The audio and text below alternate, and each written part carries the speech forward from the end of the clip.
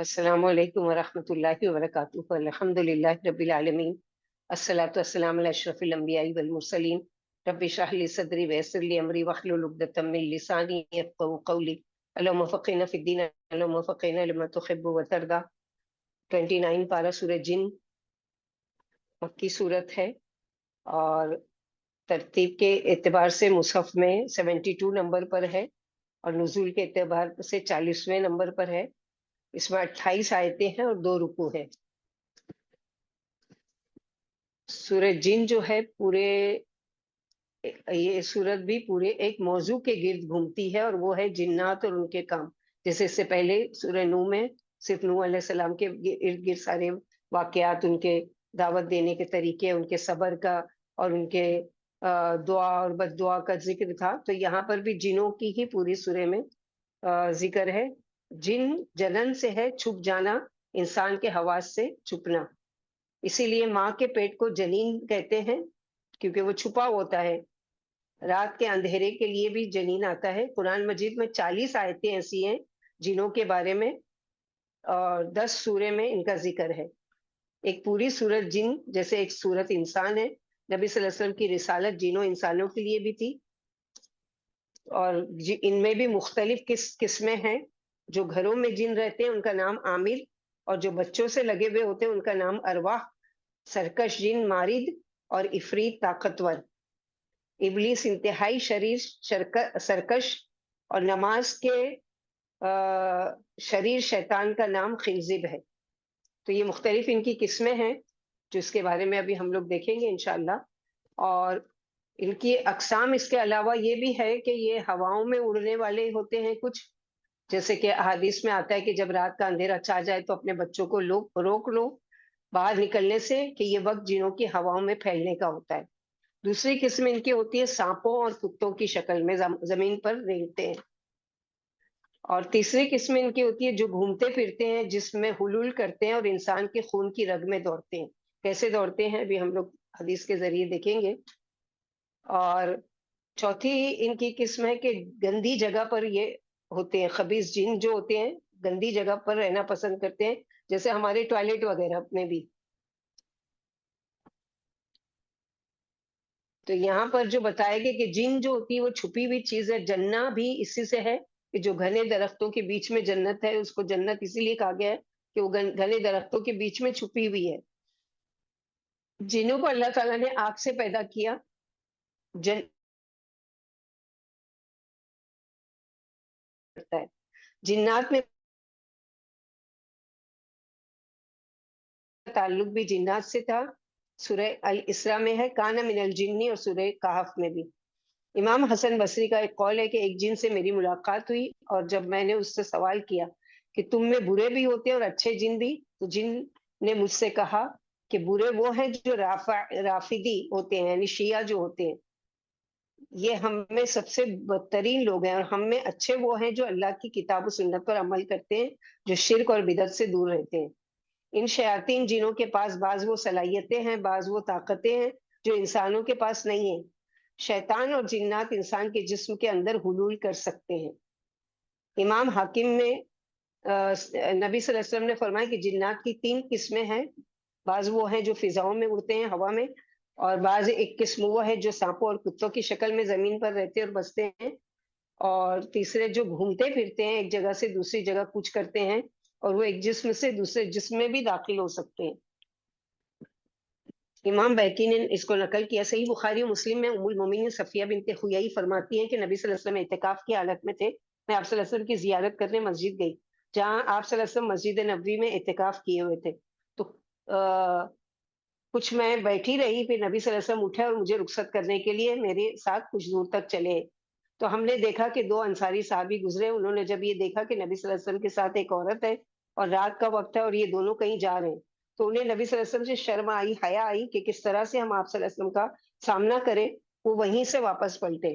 तो नबी सल्लल्लाहु अलैहि वसल्लम ने जब उन दोनों को वापस पलटते देखा तो इरशाद फरमाया, रुक जाओ। जब वो रुक गए, आप सल्लल्लाहु अलैहि वसल्लम उन्हें करीब ले गए और फरमाया, ये मेरी बीवी है, हाँ, सफिया बिनते हुयई। आपके इस जुमले पर दोनों साहबा की हालत बड़ी अजीब हुई और उन्होंने कहा, सुभान अल्लाह या रसूलुल्लाह सल्लल्लाहु अलैहि वसल्लम, گویا وہ یہ کہنا چاہ رہے تھے کہ یا رسول اللہ صلی اللہ علیہ وسلم ہم آپ پر کیسے شک کر سکتے ہیں؟ آپ صلی اللہ علیہ وسلم نے فرمایا کہ شیطان ابن آدم کے جسم میں اس طریقے سے دوڑتا ہے اور گردش کرتا ہے جس طریقے سے جسم میں خون دوڑتا ہے، اور مجھے اس بات کا ڈر تھا کہ شیطان تمہارے دلوں میں کوئی بری بات یا کوئی برا خیال نہ ڈال دے۔ اس سے پتہ چلا کہ شیطان کے پاس وہ قدرت اور طاقت ہے کہ وہ انسان کے جسم میں دوڑ سکتا ہے، یہ اللہ تعالیٰ کی دی ہوئی طاقت اور قدرت ہے۔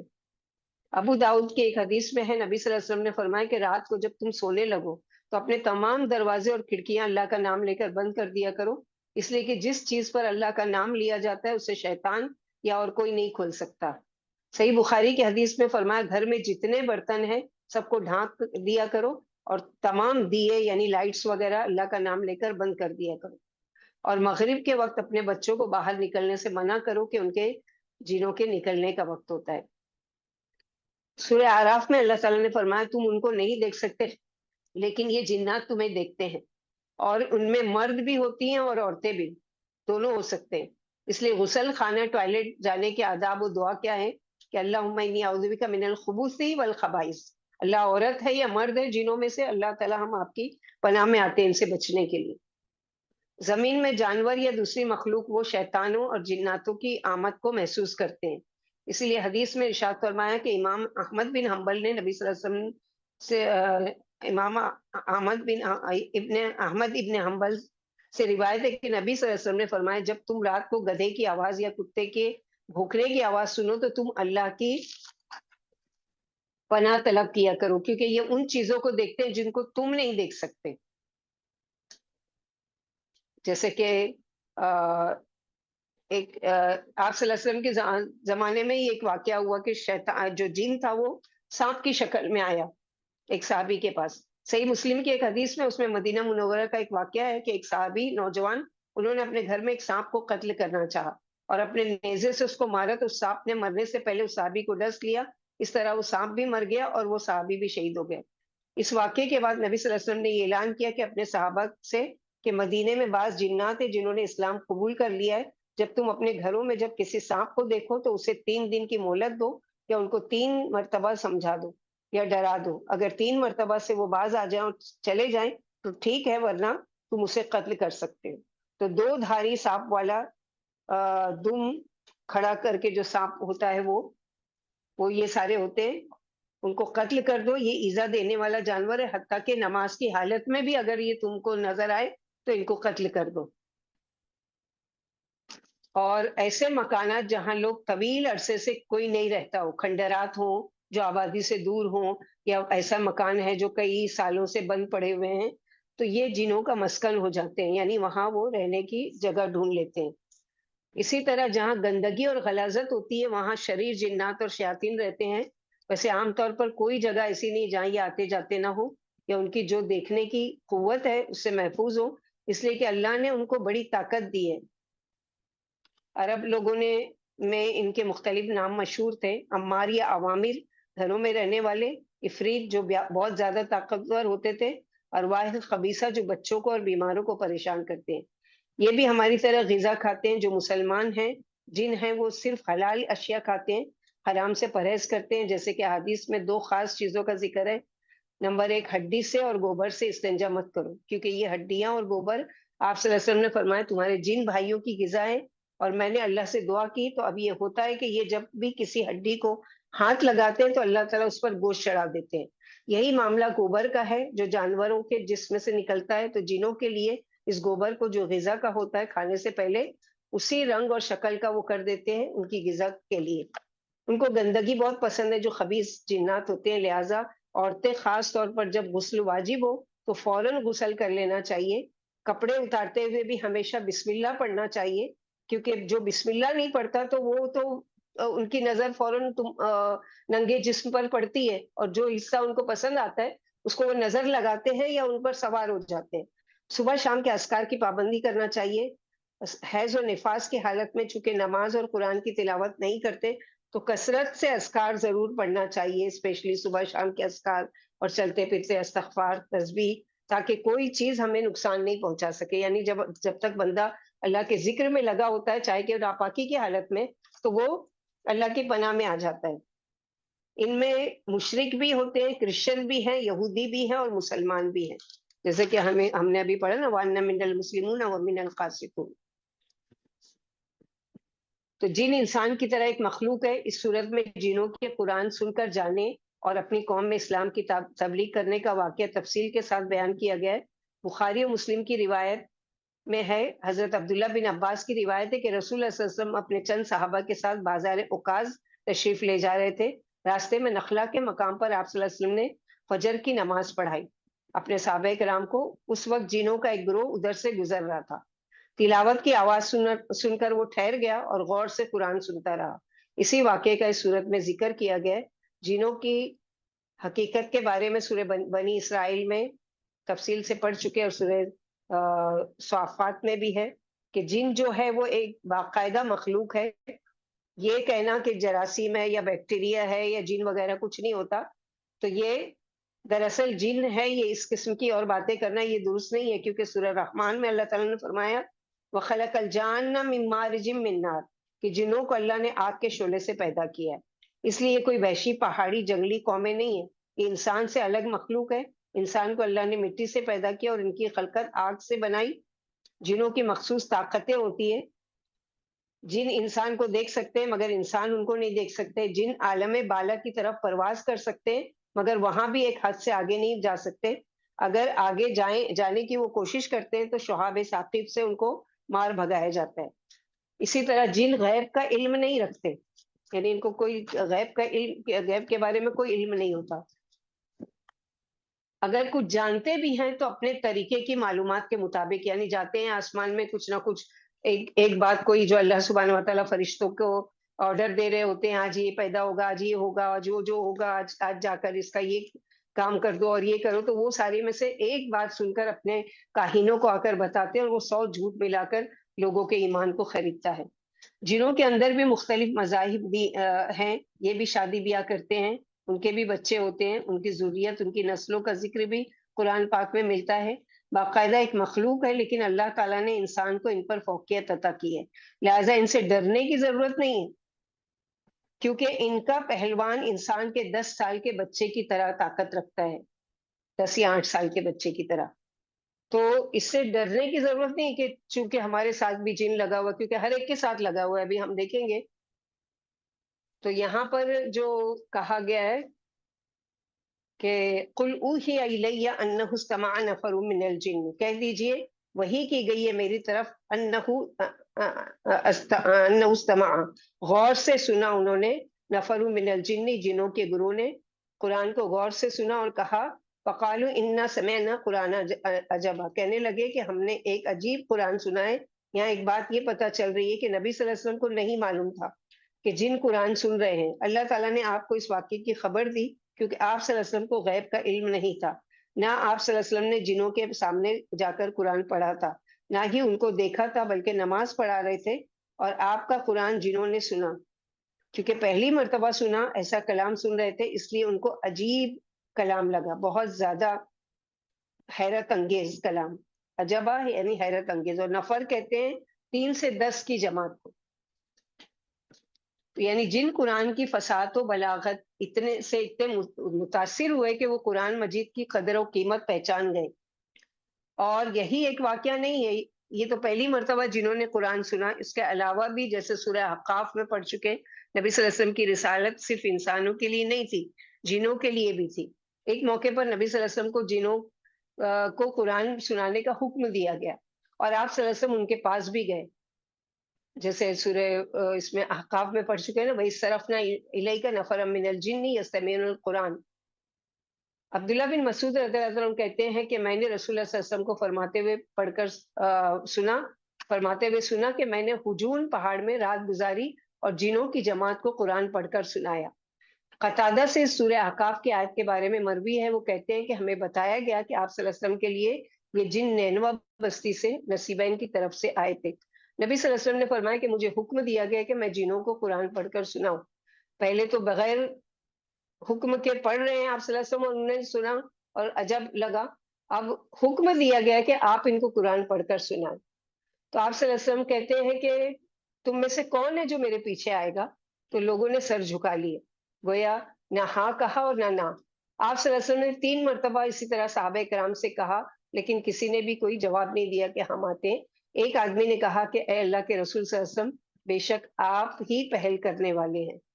تو عبداللہ بن مسعود رضی اللہ عنہ آپ صلی اللہ علیہ وسلم کے پیچھے گئے، پہاڑ کی گھاٹی پر، جیسے شعب الہجون کہا جاتا ہے۔ تو نبی صلی اللہ علیہ وسلم نے ایک دائرہ کھینچ کر عبداللہ بن مسعود کو اس کے اندر کھڑا کر دیا۔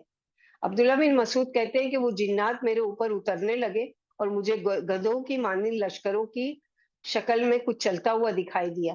میں نے ملی جلی آوازوں کا بہت زیادہ شور سنا تو مجھے آپ صلی اللہ علیہ وسلم کے بارے میں خوف لاحق ہو گیا۔ پھر آپ صلی اللہ علیہ وسلم نے قرآن کی تلاوت کی۔ جب نبی صلی اللہ علیہ وسلم واپس آئے، میں نے کہا اے اللہ کے نبی صلی اللہ علیہ وسلم، وہ آوازوں کا شور کیسا تھا جو میں نے سنا؟ تو آپ صلی اللہ علیہ وسلم نے فرمایا وہ مقتول آدمی کے سلسلے میں میرے پاس ایک فیصلہ، ایک مقدمہ لے کر آئے، اکٹھے ہوئے تھے، جو ان میں سے قتل ہو گیا تھا، تو میں نے ان کے درمیان حق کے ساتھ فیصلہ کر دیا۔ ہمیں کہا جاتا ہے کہ جب ابن مسعود کوفہ آئے تو انہوں نے حبشیوں کے ادھیڑ عمر کے کچھ بوڑھے دیکھے، انہوں نے انہیں خوفزدہ کیا تو انہوں نے پوچھا یہ کون ہے؟ لوگوں نے کہا یہ اجمی لوگوں کی ایک جماعت ہے۔ ابن مسعود نے کہا مجھے جنوں میں سے وہ لوگ دکھائے گئے تھے جن پر نبی صلی اللہ علیہ وسلم نے قرآن پڑھا تھا، تو ان جنوں کی شکل و صورت اور مشابہت بھی انہی جیسی تھی۔ پھر اسی طرح آپ صلی اللہ علیہ وسلم سے یہ بھی ثابت ہے کہ سورہ رحمان کی تفسیر میں ہم لوگ پڑھ چکے کہ آپ صلی اللہ علیہ وسلم جب صحابہ کرام کو سورہ رحمان پڑھ کر سنا رہے تھے تو سب بالکل خاموش تھے۔ تو آپ صلی اللہ علیہ وسلم نے فرمایا کہ تم سے تو جنوں کی جماعت اچھی ہے کہ جب میں نے یہ سورہ ان کو پڑھ کے سنائی تو جب بھی میں اس آیت پر پہنچتا کہ فَبِأَيِّ آلَاءِ رَبِّكُمَا تُكَذِّبَانِ، تو وہ مجھے جواب دیتے ہر آیت پر کہ لا بِشَيْءٍ مِّن نِعْمَكَ نُكَذِّبُ رَبَّنَا وَلَكَ الْحَمْدُ۔ تو اس سے کیا پتہ چلتا ہے کہ آپ صلی اللہ علیہ وسلم نے ایک بار نہیں کئی بار جنوں کو قرآن سنایا اور سکھایا، کیونکہ جنوں کی یہ جماعت ہے، یہ انسانوں کے بہت پہلے زمین پر موجود تھی، لیکن ان کے فتنہ فساد کرنے کی وجہ سے اللہ تعالیٰ نے کیا کیا، ان کو وہاں سے زمین سے بھگا دیا اور وہ وادیوں میں اور کھو میں اور وہاں چلے گئے۔ اور اسی لیے جب اللہ تعالیٰ نے فرشتوں پر یہ بات پیش کی کہ میں بنانے والا ہوں خلیفہ، تو ان لوگوں نے کیا خدشہ ظاہر کیا تھا کہ آپ کیوں ایسے کو بنائیں گے جو خون بہائیں گے زمین پر اور فساد کریں گے؟ کیونکہ ہمارا تجربہ ہے، ہم نے دیکھا ہے جنوں کی کہ ان لوگوں نے یہی کیا کہ جب اللہ تعالیٰ نے ان کو اقتدار دیا زمین پر تو ان لوگوں نے کیا خوب خون بہایا، خوب فتنہ و فساد کیا۔ تو کیا اگر آپ کا ارادہ خلیفہ بنانے کا اس لیے ہے کہ وہ آپ کی حمد و ثنا کریں گے تو وَنَحْنُ نُسَبِّحُ بِحَمْدِكَ وَنُقَدِّسُ لَكَ، ہم ہیں نا آپ کی پاکی بیان کرنے کے لیے اور آپ کی بڑائی کے لیے۔ تو انہوں نے قرآن کو بہت غور سے سنا، کیونکہ قرآن کا حکم ہی یہی ہے کہ فَإِذَا قَرَأْتَ الْقُرْآنَ فَاسْتَمِعُوا لَهُ وَأَنصِتُوا، کہ جب قرآن پڑھا جائے تو غور سے سنو، وَأَنصِتُوا، اور خاموش رہو۔ ہم اپنا جائزہ لیں کہ جب ہم قرآن کی کلاس میں ہوتے ہیں تو ہم کہاں بزی ہوتے ہیں؟ کیا ہم ایک طرف قرآن بھی سن رہے ہیں اور بظاہر تو یہاں پر حاضر نظر آ رہے ہیں گروپ میں، لیکن پتہ نہیں کہاں بزی ہیں یا کیا کر رہے ہیں؟ تو یہ چیز ان میں نہیں تھی۔ انہوں نے جب قرآن سنا تو بہت غور سے سنا، اور نہ صرف سنا بلکہ اس کو کیا کیا، اپنے اندر جذب بھی کیا، اور فوراً ہی وہ پہنچانے والے بن گئے بغیر کسی آرڈر کے۔ ابھی آرڈر بھی نہیں آیا تھا کہ ہاں قرآن سنو اور مسلمان ہو جاؤ، اور وہ نہیں سنا اور فوراً اس کام میں لگ گئے۔ قرآن عجبہ کے 3 معنی ہیں، یعنی فصاحت اور بلاغت کے لحاظ سے یہ بہت تعجب میں ڈالنے والا قرآن ہے، زبردست انداز بیان ہے اس کا۔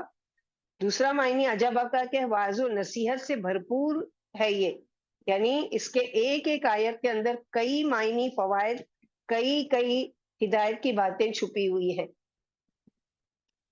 تیسرا معنی یہ بہت زیادہ بابرکت کتاب ہے کہ جب انسان قرآن کو غور سے سنتا ہے تو اس کو برکت اترتی ہوئی محسوس ہوتی ہے۔ تو یہ قرآن کوئی معمولی چیز نہیں ہے، یہ ایسی کتاب ہے کہ اے نبی صلی اللہ علیہ وسلم آپ اپنی قوم کو بتا دیں کہ جن قرآن سن کر ایمان لے آئے، قرآن کو مان گئے، اس کے آگے جھک گئے اور اس کے بارے میں یہ رائے قائم کی، کیا کہ یہدی الی الرشد فآمنا بہ ولن نشرک بربنا احدا، کہ یہ جو قرآن ہے یہ کیا ہے، ہماری رہنمائی کرتا ہے، اور عجبہ قرآن کے بارے میں ایک روایت آتی ہے کہ حضرت حارث عامر فرماتے ہیں، میں مسجد میں داخل ہوا تو دیکھا کہ کچھ لوگ بعض مسائل میں جھگڑا کر رہے ہیں۔ میں حضرت علی کے پاس گیا اور انہیں اس بات کی خبر دی۔ حضرت علی نے فرمایا، کیا یہ باتیں بھی ہونے لگی، یعنی ان باتوں پر لوگ جھگڑ رہے ہیں؟ میں نے کہا جی ہاں۔ حضرت علی نے فرمایا، یاد رکھو میں نے رسول اللہ صلی اللہ علیہ وسلم سے سنا ہے، آپ صلی اللہ علیہ وسلم نے فرمایا خبردار رہو، عنقریب ایک بڑا فتنہ سر اٹھائے گا۔ میں نے عرض کیا اس فتنے میں ذریعہ نجات کیا ہوگا؟ فرمایا اللہ کی کتاب، اس میں تم سے پہلے گزرے لوگوں کے حالات بھی ہیں، تم سے بعد آنے والی باتوں کی خبریں بھی ہیں، تمہارے آپس کے معاملات کے فیصلے بھی ہیں۔ یہ ایک دو ٹوک بات ہے، ہنسی دل لگی نہیں ہے، یعنی تفریحی کتاب نہیں ہے۔ جو سرکش اسے چھوڑے گا اللہ اس کی کمر توڑ دیں گے، جو اسے چھوڑ کر کسی اور بات کو اپنی ہدایت کا ذریعہ بنائے گا اللہ اس کو گمراہ کر دیں گے۔ اللہ کی مضبوط رسی یہی ہے، یہی حکمتوں سے بھری ہوئی ہے، یاد دہانی ہے، اور یہی بالکل سیدھی راہ ہے۔ اس کے ہوتے ہوئے خواہشات گمراہ نہیں کرتی اور نہ زبانیں لڑکھڑاتی ہیں، اور اہل علم کا دل بھی کبھی اس سے سیر نہیں ہوتا۔ یعنی جن کا دل قرآن میں لگتا ہے وہ جتنا پڑھتے جاتے ہیں ہر دفعہ ان کو یہ چیز نئی لگتی ہے کہ جیسے پہلی مرتبہ سن رہے ہیں، اسے بار بار دہرانے سے اس کی تازگی نہیں جاتی، اس کی عجیب باتیں کبھی ختم نہیں ہوں گی۔ یہ وہی ہے جسے سنتے ہی جن پکار اٹھے، بلا شبہ ہم نے عجیب و غریب قرآن سنا ہے جو ہدایت کی طرف رہنمائی کرتا ہے، لہٰذا ہم اس پر ایمان لاتے ہیں۔ بس جس نے اس کے ساتھ بات کی اس نے سچ کہا، جس نے اس پر عمل کیا اجر پائے گا، جس نے اس کی بنیاد پر فیصلہ کیا اس نے انصاف کیا، جس نے اس کی طرف دعوت دی اس نے سیدھے راستے کی طرف رہنمائی کی۔ حضرت علی رضی اللہ عنہ فرمایا، اے عامر ان باتوں کو گرہ میں باندھ لو۔ تو یہ دراصل قرآن عجبہ ہے، اور یہ مکی صورت ہے۔ اہل مکہ کو بھی سنایا جا رہا ہے کہ تم جو اپنے آپ کو بڑا فصیح اور بلیغ سمجھتے ہو تو اس جیسا قرآن کیا تم بنا کر لا سکتے ہو؟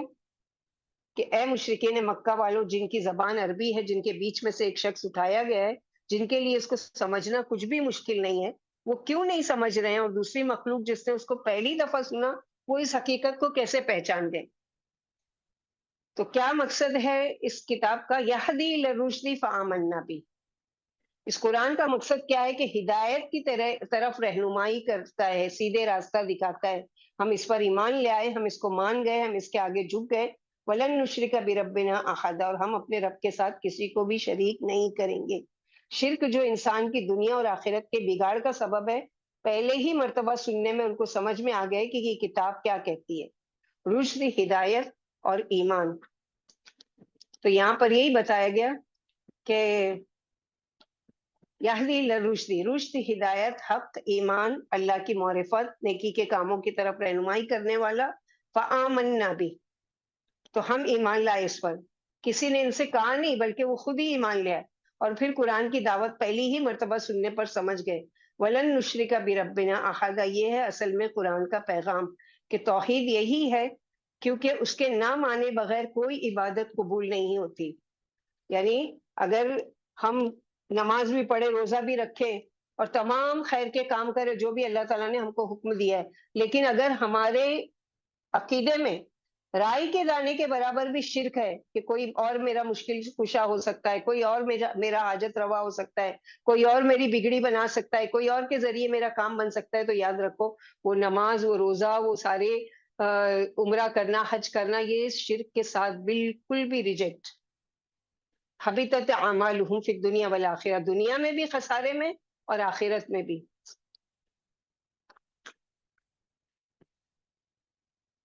تو یہاں اللہ سبحانہ وتعالی قرآن کے مقصد بتا رہے ہیں کہ قرآن دراصل کیوں آیا ہے، کہ قرآن سیدھی اور کامیابی کی راہ سمجھاتا ہے، چنانچہ ہم اس پر ایمان لے آئے، اب ہم کبھی کسی کو اللہ کے ساتھ شریک نہیں کریں گے۔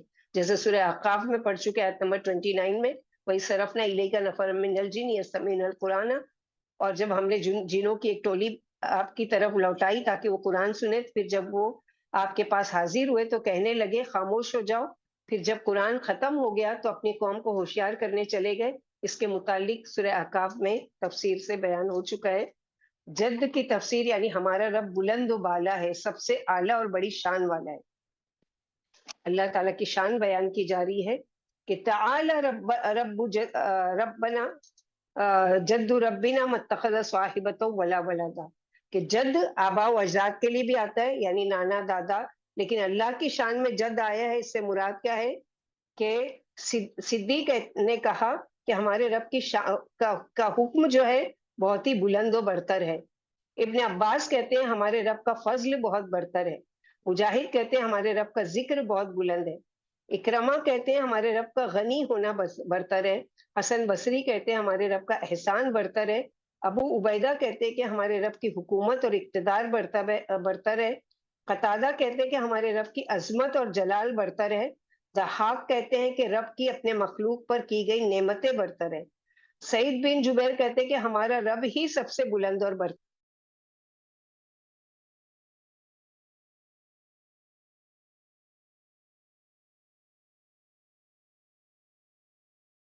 ہے، یعنی اس سے بلند کوئی چیز ہے ہی نہیں۔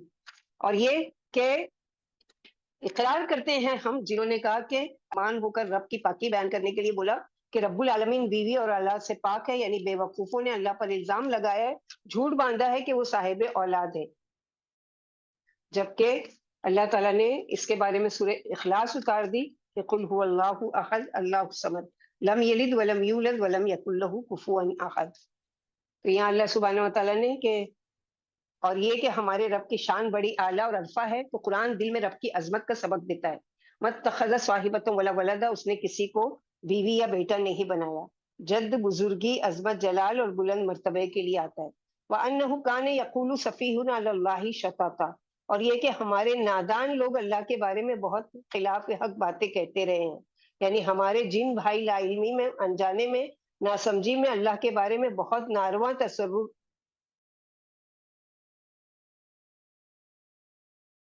رکھتے ہیں، مثلا یہ کہ اللہ سے منسوب کیے تھے جو دراصل اللہ کی صفات میں ہے ہی نہیں۔ تو یہ اپنی طرف سے کہ قتادہ کہتے ہیں کہ جنوں میں سے جو احمق تھے انہوں نے اللہ کی نافرمانی کی، جیسے کہ انسانوں میں سے احمق لوگ ہی کثرت سے اللہ کے ساتھ شرک کرتے ہیں اور شرک کی طرف جاتے ہیں۔ دوسرا معنی یہ ہے کہ جو یہ ہے کہ وَأَنَّهُ كَانَ يَقُولُ سَفِيهُنَا، تو سفیہنا سے مراد ابلیس نے سبق پڑھایا، شتاتا، ظلم والی بات سکھائی۔ ان شرک لظلم عظیم، تو شرک کی بات کس نے سجائی؟ ابلیس نے، جو نادان ہے، جو کم عقل ہے، بے وقوف ہے۔ ہم کو تو یہ جو اللہ کے بیوی بیٹا بنانا، یہ ہم میں کا بے وقوف نادان لوگ ہیں جو حد سے آگے بڑھتے ہیں۔ تو یہاں پر ان کی بتائی گئی کہ یہ سب لا علمی میں کہنے والی باتیں ہیں۔ اللہ سبحانہ و تعالیٰ کے ساتھ تو نہ کوئی بیٹا ہے، نہ کوئی اللہ کا شریک ہے، اور نہ کوئی اللہ سبحانہ و تعالیٰ کے ہمسر ہے، جس کے بارے میں یہ لوگ کہتے ہیں وَأَنَّا ظُنَنَّا أَن لَّن تَقُولَ الْإِنسُ وَالْجِنُّ عَلَى اللَّهِ كَذِبًا، اور ہمارا گمان تھا، اور یہ کہ ہم سمجھتے تھے کہ انسان اور جن کبھی اللہ کے بارے میں جھوٹ نہیں بول سکتے۔ یہ بھی ان کی غلط فہمی تھی، کیونکہ ہمارا خیال تھا کہ اگر کوئی ایسی بات کرے گا تو اللہ تعالیٰ ان کی فوراً پکڑ کر لیں گے۔ تو اس غلط فہمی میں ہم بھٹکتے رہے، اور اس قرآن کو سن کر ہمیں پتہ چلا کہ سب جھوٹے تھے جو ایسی باتیں کہتے تھے اللہ کے بارے میں۔ اور یہ کہ شکر بھی کر رہے ہیں کہ اللہ کا شکر ہے کہ اللہ تعالیٰ نے ہماری رہنمائی کی اس قرآن کے ذریعے سے کہ ہم صحیح راستے کی طرف آ گئے۔ یعنی ہمارا یہ گمان بھی نہ تھا کہ جن اور انسان کبھی جھوٹ بھی بول سکتے ہیں اور اتفاق کر لیں گے اور اللہ کی طرف بیوی بچوں کی نسبت کر دیں گے۔ پھر جب ہم نے قرآن سنا اور اس پر ایمان لے آئے تو ہمیں معلوم ہو کہ اس بارے میں سب جھوٹے ہیں، اور یہ سب ان کی جاہلیت کی باتیں ہیں۔ وَأَنَّهُ كَانَ رِجَالٌ مِّنَ الْإِنسِ يَعُوذُونَ بِرِجَالٍ مِّنَ الْجِنِّ فَزَادُوهُمْ رَهَقًا، اور یہ کہ انسانوں میں سے جو کچھ لوگ جنوں میں سے کچھ لوگوں کی پناہ مانگا کرتے تھے، جیسے کہ ابن عباس رضی اللہ تعالیٰ عنہ کا قول ہے کہ جب ہم لوگ کسی بستی میں کوئی جاتا تھا، یہاں پر دیکھیں گے کہ ہمارا یہ خیال تھا کہ ہم انسانوں سے افضل ہیں، کیونکہ انسان جب کسی میدان میں یا کسی خوفناک جگہ یا جنگل وغیرہ میں ٹھہرتے تھے تو ہماری پناہ مانگا کرتے تھے۔ جاہلیت میں عربوں کا دستور تھا کہ وہ اس قسم کے مقام پر اس مقام کے بڑے جن کی پناہ مانگا، یعنی کسی وادی میں اگر سفر کرتے ہوئے داخل ہوتے، کوئی نئی جگہ، کوئی بیابان جگہ، کوئی سنسان جگہ، تو وہاں ڈر کے مارے کیا کرتے کہ ہم اس وادی کے جن کی پناہ میں آتے ہیں۔ تو وہ اور سرکش ہو گئے کہ دیکھو انسان ہم سے ڈرتے ہیں، تاکہ کوئی ناگوار خاطر بات پیش نہ آئے۔ جس طرح کوئی شخص دشمنوں کے شہر میں جاتا ہے کوئی شہر کے رئیس کی پناہ طلب کر لیتا ہے تاکہ اسے کوئی نہ ستائے۔ جب جنہوں نے یہ دیکھا کہ انسان ان سے ڈرنے لگے ہیں اور اپنی پناہ طلب کرتے ہیں تو انہوں نے ان کو اور بھی ستانا شروع کیا اور طرح طرح سے خوفزدہ کرنے لگے، یہاں تک کہ انسان جنوں سے بہت ہی ڈرنے لگا اور خاص طور سے ان کی پناہ طلب کرنے لگا۔ تو یہ ہے ان کا پناہ طلب کرنا، جیسے کہ ہم ان سے بچنے کے لیے اپنے رب کی پناہ طلب کرتے ہیں۔ کیسے کہ سورہ مسلم میں اللہ کے نبی صلی اللہ علیہ وسلم نے فرمایا جب تم کسی شہر میں داخل ہو تو تم کیا پڑھا کرو ہمیشہ، اعوذ بکلمات اللہ التامات من شر ما خلق، 3 مرتبہ یہ پڑھ لیا کرو، اور اس کی وجہ سے اس شہر میں کوئی شر ہے، کوئی تمہارا نقصان ہونے والا ہے، کوئی تمہارے ساتھ کوئی حادثہ ہونے والا ہے، تمہاری کوئی تکلیف تم کو پہنچنے والی ہے تو تم اس کے شر سے بچ جاؤ گے۔ فزادوہم رہقا، اس طرح انہوں نے جنوں کا غرور اور بڑھا دیا، یعنی اور وہ بڑا پھول گئے، یعنی چونکہ انسان خود ہی ان کے پیچھے لگے ہوئے تھے تو جنہوں نے خود کو بڑی چیز سمجھنے لگے۔ رہا کا ایک چیز کا دوسری چیز پر چھا جانا، تو چونکہ ان لوگوں نے ہم کو بڑا بنایا اور اس کی وجہ سے ہم کیا ان پر چھا گئے، اور یہ جنوں کی دراصل مکاری ہے۔ کردم بن ابی صاحب انصاری کہتے ہیں میں کسی ضرورت کے لیے اپنے والد کے ساتھ مدینہ سے روانہ ہوا، آغاز اسلام کا وقت تھا، ہم ایک چرواہے کے پاس ٹھہرے، جب آدھی رات ہوئی تو بھیڑیے نے ریوڑ میں سے ایک بکری کا بچہ لیا، چرواہے نے بھیڑیے کے پیچھے دوڑ کر کہا اے اس میدان کے آباد کرنے والوں کے سردار، میں تیرا پڑوسی ہوں۔ اتنے میں ایک پکارنے والے نے جسے ہم نے دیکھا نہیں پکار کر کہا اے بھیڑیے بچے کو چھوڑ دے، چنانچہ بچہ دوڑ کر ریوڑ میں آ گیا، اور اللہ نے اپنے رسول صلی اللہ علیہ وسلم پر مکے میں یہ آیت اتاری کہ لوگ جو اتنے نادان بے وقوف ہے کہ ان کی پناہ لیتے ہیں، اللہ تعالیٰ سے پکارتے ہیں کہ اللہ تعالیٰ میرا یہ نقصان ہو گیا، ممکن ہے وہ بھیڑیا جن ہوتا ہو تاکہ انسان اس سے ڈر جائے، پھر جب اس نے اس کی پناہ طلب کی تو اس نے اس بچے کو واپس کر دیا تاکہ اس سے وہ اور گمراہ ہو کر بددین ہو جائے، کہ جنوں کی پناہ میں آ کر انسان نقصان سے محفوظ ہو جاتا ہے۔ تو جو جاتے ہیں اور لوگوں سے تعویذ بنواتے ہیں اور دم کروا کے لے کر آتے ہیں، شرکیہ دم، اور یہ سب کیا ہے، یہی سب چیزیں کہ جنوں کو خوش کرنے والی ہے، جنوں کے جو سردار آج بنے ہوئے کاہن ہے، جادوگر ہے اور جادو ٹونا کرنے والے، یہ اور سرکش ہو جاتے کہ دیکھو لوگ ہم سے ڈرتے ہیں یا لوگ ہم سے پناہ طلب کرنے کے لیے آتے، جبکہ اللہ کے نبی صلی اللہ علیہ وسلم نے ہم کو ان سارے سرکش شیاطین سے اور تمام شر کی چیز سے پناہ مانگنے کے لیے طریقہ سکھا دیا ہے۔ صبح شام کے اذکار ہیں، رات کے سونے کے اذکار ہیں، کسی نئے شہر میں داخل ہوتے ہوئے اذکار ہیں، ٹوائلٹ میں جاتے ہوئے اذکار ہیں، نکلنے کے بعد کے ہر قدم پر کہ جتنا جتنا تم اللہ کے ذکر سے جڑے رہو گے اتنا اتنا تم ان کے شر سے بچے رہو گے۔ وَأَنَّهُمْ ظَنُّوا كَمَا ظَنَنتُمْ أَن لَّن يَبْعَثَ اللَّهُ أَحَدًا، اور یہ کہ انسانوں نے یہ بھی گمان کیا تھا کہ جیسا کہ تم سوچتے ہو کہ اللہ کسی کو رسول بنا کر نہیں بھیجیں گے، یعنی اللہ تعالیٰ کسی کو مبعوث نہیں کریں گے، کسی کو نہیں اٹھائیں گے۔ دوسرا معنی کہ قیامت کے دن کسی کو مر کر دوبارہ نہیں جینا ہے۔ نبی صلی اللہ علیہ وسلم کا اٹھایا جانا اور انسانوں کا قیامت میں اٹھایا جانا، یہ دونوں چیزوں کے بارے میں ہمارا یہی عقیدہ تھا، لیکن اب ہم سمجھ گئے کہ رسولوں کو بھی بھیجنا اللہ تعالیٰ کی طرف سے ہے اور سب انسانوں کا دوبارہ اٹھایا جانا بھی اللہ تعالیٰ کے حکم سے ہوگا، یعنی تمہاری طرح انسان کا بھی یہی خیال تھا کہ حضرت موسیٰ علیہ السلام کے بعد اللہ کوئی رسول نہیں بھیجیں گے یا زندگی بعد الموت کی کوئی چیز نہیں، کیونکہ اسی چیز کا انکار کرتے تھے نا مشرکین مکہ کہ ہم ایک اللہ کو تو نہیں مانتے، اس کے ساتھ شریک ضرور کریں گے، اور دوسری چیز ہے کہ کیسے یہ کہ جب ہم مر کر مٹی بن جائیں گے اور زمین میں ریزہ ریزہ ہو جائیں گے دوبارہ اٹھائے جائیں گے، یہ عجیب ہمارے لیے بات ہے، یعنی ہم اس کو نہیں مانتے۔ وَأَنَّا لَمَسْنَا السَّمَاءَ فَوَجَدْنَاهَا مُلِئَتْ حَرَسًا شَدِيدًا وَشُهُبًا، یہ کہ ہم نے چھو کر دیکھا آسمان کو، اس سے کیا پتہ چلتا ہے کہ اللہ نے ان کو پرواز کی طاقت دی ہے کہ وہ اوپر تک جا سکتے ہیں، تو پایا ہم نے اس کو پہرے داروں سے بھرا ہوا، ہر طرف پہرے دار چوکی دار کھڑے ہیں، حرس کہتے ہیں چوکی دار، شدید قسم کے اور شعلے ہیں ہر طرف، تو حیران ہو گئے کہ یہ کیا ہو رہا ہے، پہلے تو ہم مزے سے اوپر جاتے تھے اب تو پہرے لگ گئے ہیں ہمارے اوپر، جیسے سورہ تاریخ میں بھی پڑھیں گے۔ تو نبی صلی اللہ علیہ وسلم کی بعثت سے پہلے جن آسمانوں تک پہنچ جایا کرتے تھے اور جگہ جگہ بیٹھ کر فرشتوں کی باتیں سنا کرتے تھے، اگر کان میں کوئی بھنک پڑ جاتی تو کاہنوں سے آ کر کہہ دیتے تھے، کاہن ایک بات میں 100 جھوٹ ملا کر اپنے عقیدت مندوں سے کہہ دیتا تھا کہ لیکن جب آپ صلی اللہ علیہ وسلم کو مبعوث فرمایا گیا، آپ کو نبی بنا کر بھیجا گیا اور آپ پر قرآن اتارنے کا اہتمام کیا گیا، تو آسمان کی حفاظت کی گئی اور سخت پہرے دار جگہ جگہ متعین کر دیے گئے اور شیطان بھگا دیے گئے، تاکہ آئندہ شیطانوں کے کانوں میں کسی آسمانی بات کی بھنک نہ پڑنے پائے، تاکہ قرآن چرا کر نہ لے جائیں، ورنہ قرآن میں گڑبڑ ہو جانے کا اندیشہ تھا۔ انسانوں پر اللہ کا یہ خاص لطف و کرم تھا تاکہ اس کا معزز کلام ہر طرح سے محفوظ رہے۔ اسی وجہ سے جن کہہ رہے ہیں کہ ہم نے آسمان کا ایک ایک کونا چاند مارا، جدھر بھی گئے وہیں سخت پہرے داروں اور خوفناک شعلوں سے آسمان کو ہم نے بھرا ہوا پایا۔ اور اس طرح ہم لوگوں نے کیا کیا کہ اس کو، یعنی اب ہم جانے کی کوشش کرتے ہیں تو ہم پر کیا کیا جاتا ہے کہ حملہ کر دیا جاتا ہے، اور اس طرح ہم اس پر اب نہیں آسمان میں بیٹھ سکتے، یا اب وہاں کی باتیں نہیں لا کر سنا سکتے یا سن سکتے۔ اس طرح کی ان لوگوں نے وہ کیا۔ پہلے تو ہم باتیں سننے کے لیے آسمان پر جگہ جگہ بیٹھ جایا کرتے تھے، لیکن اب آسمان تک گزر بھی نہیں ممکن ہے، دور ہی سے ہمیں شعلوں سے ہلاک کر دیا جاتا ہے۔ وَأَنَّا لَا نَدْرِي أَشَرٌّ أُرِيدَ بِمَنْ فِي الْأَرْضِ أَمْ أَرَادَ بِهِمْ رَبُّهُمْ رَشَدًا۔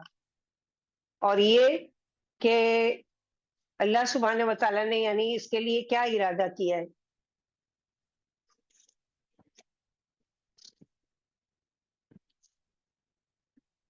اور یہ کہ ہم پہلے سنگن لینے کے لیے آسمان میں بیٹھنے کی جگہ پا لیتے تھے، جیسے کہ پیچھے پڑ چکے فرشتے کو باتیں سنتے تھے چپکے چپکے، اور جلدی سے آ کر نجومیوں کو بتاتے تھے کہ یہ ہونے والا ہے، لوگوں کو پہلے ہی بتا دو تاکہ تمہاری داغ بیٹھ جائے۔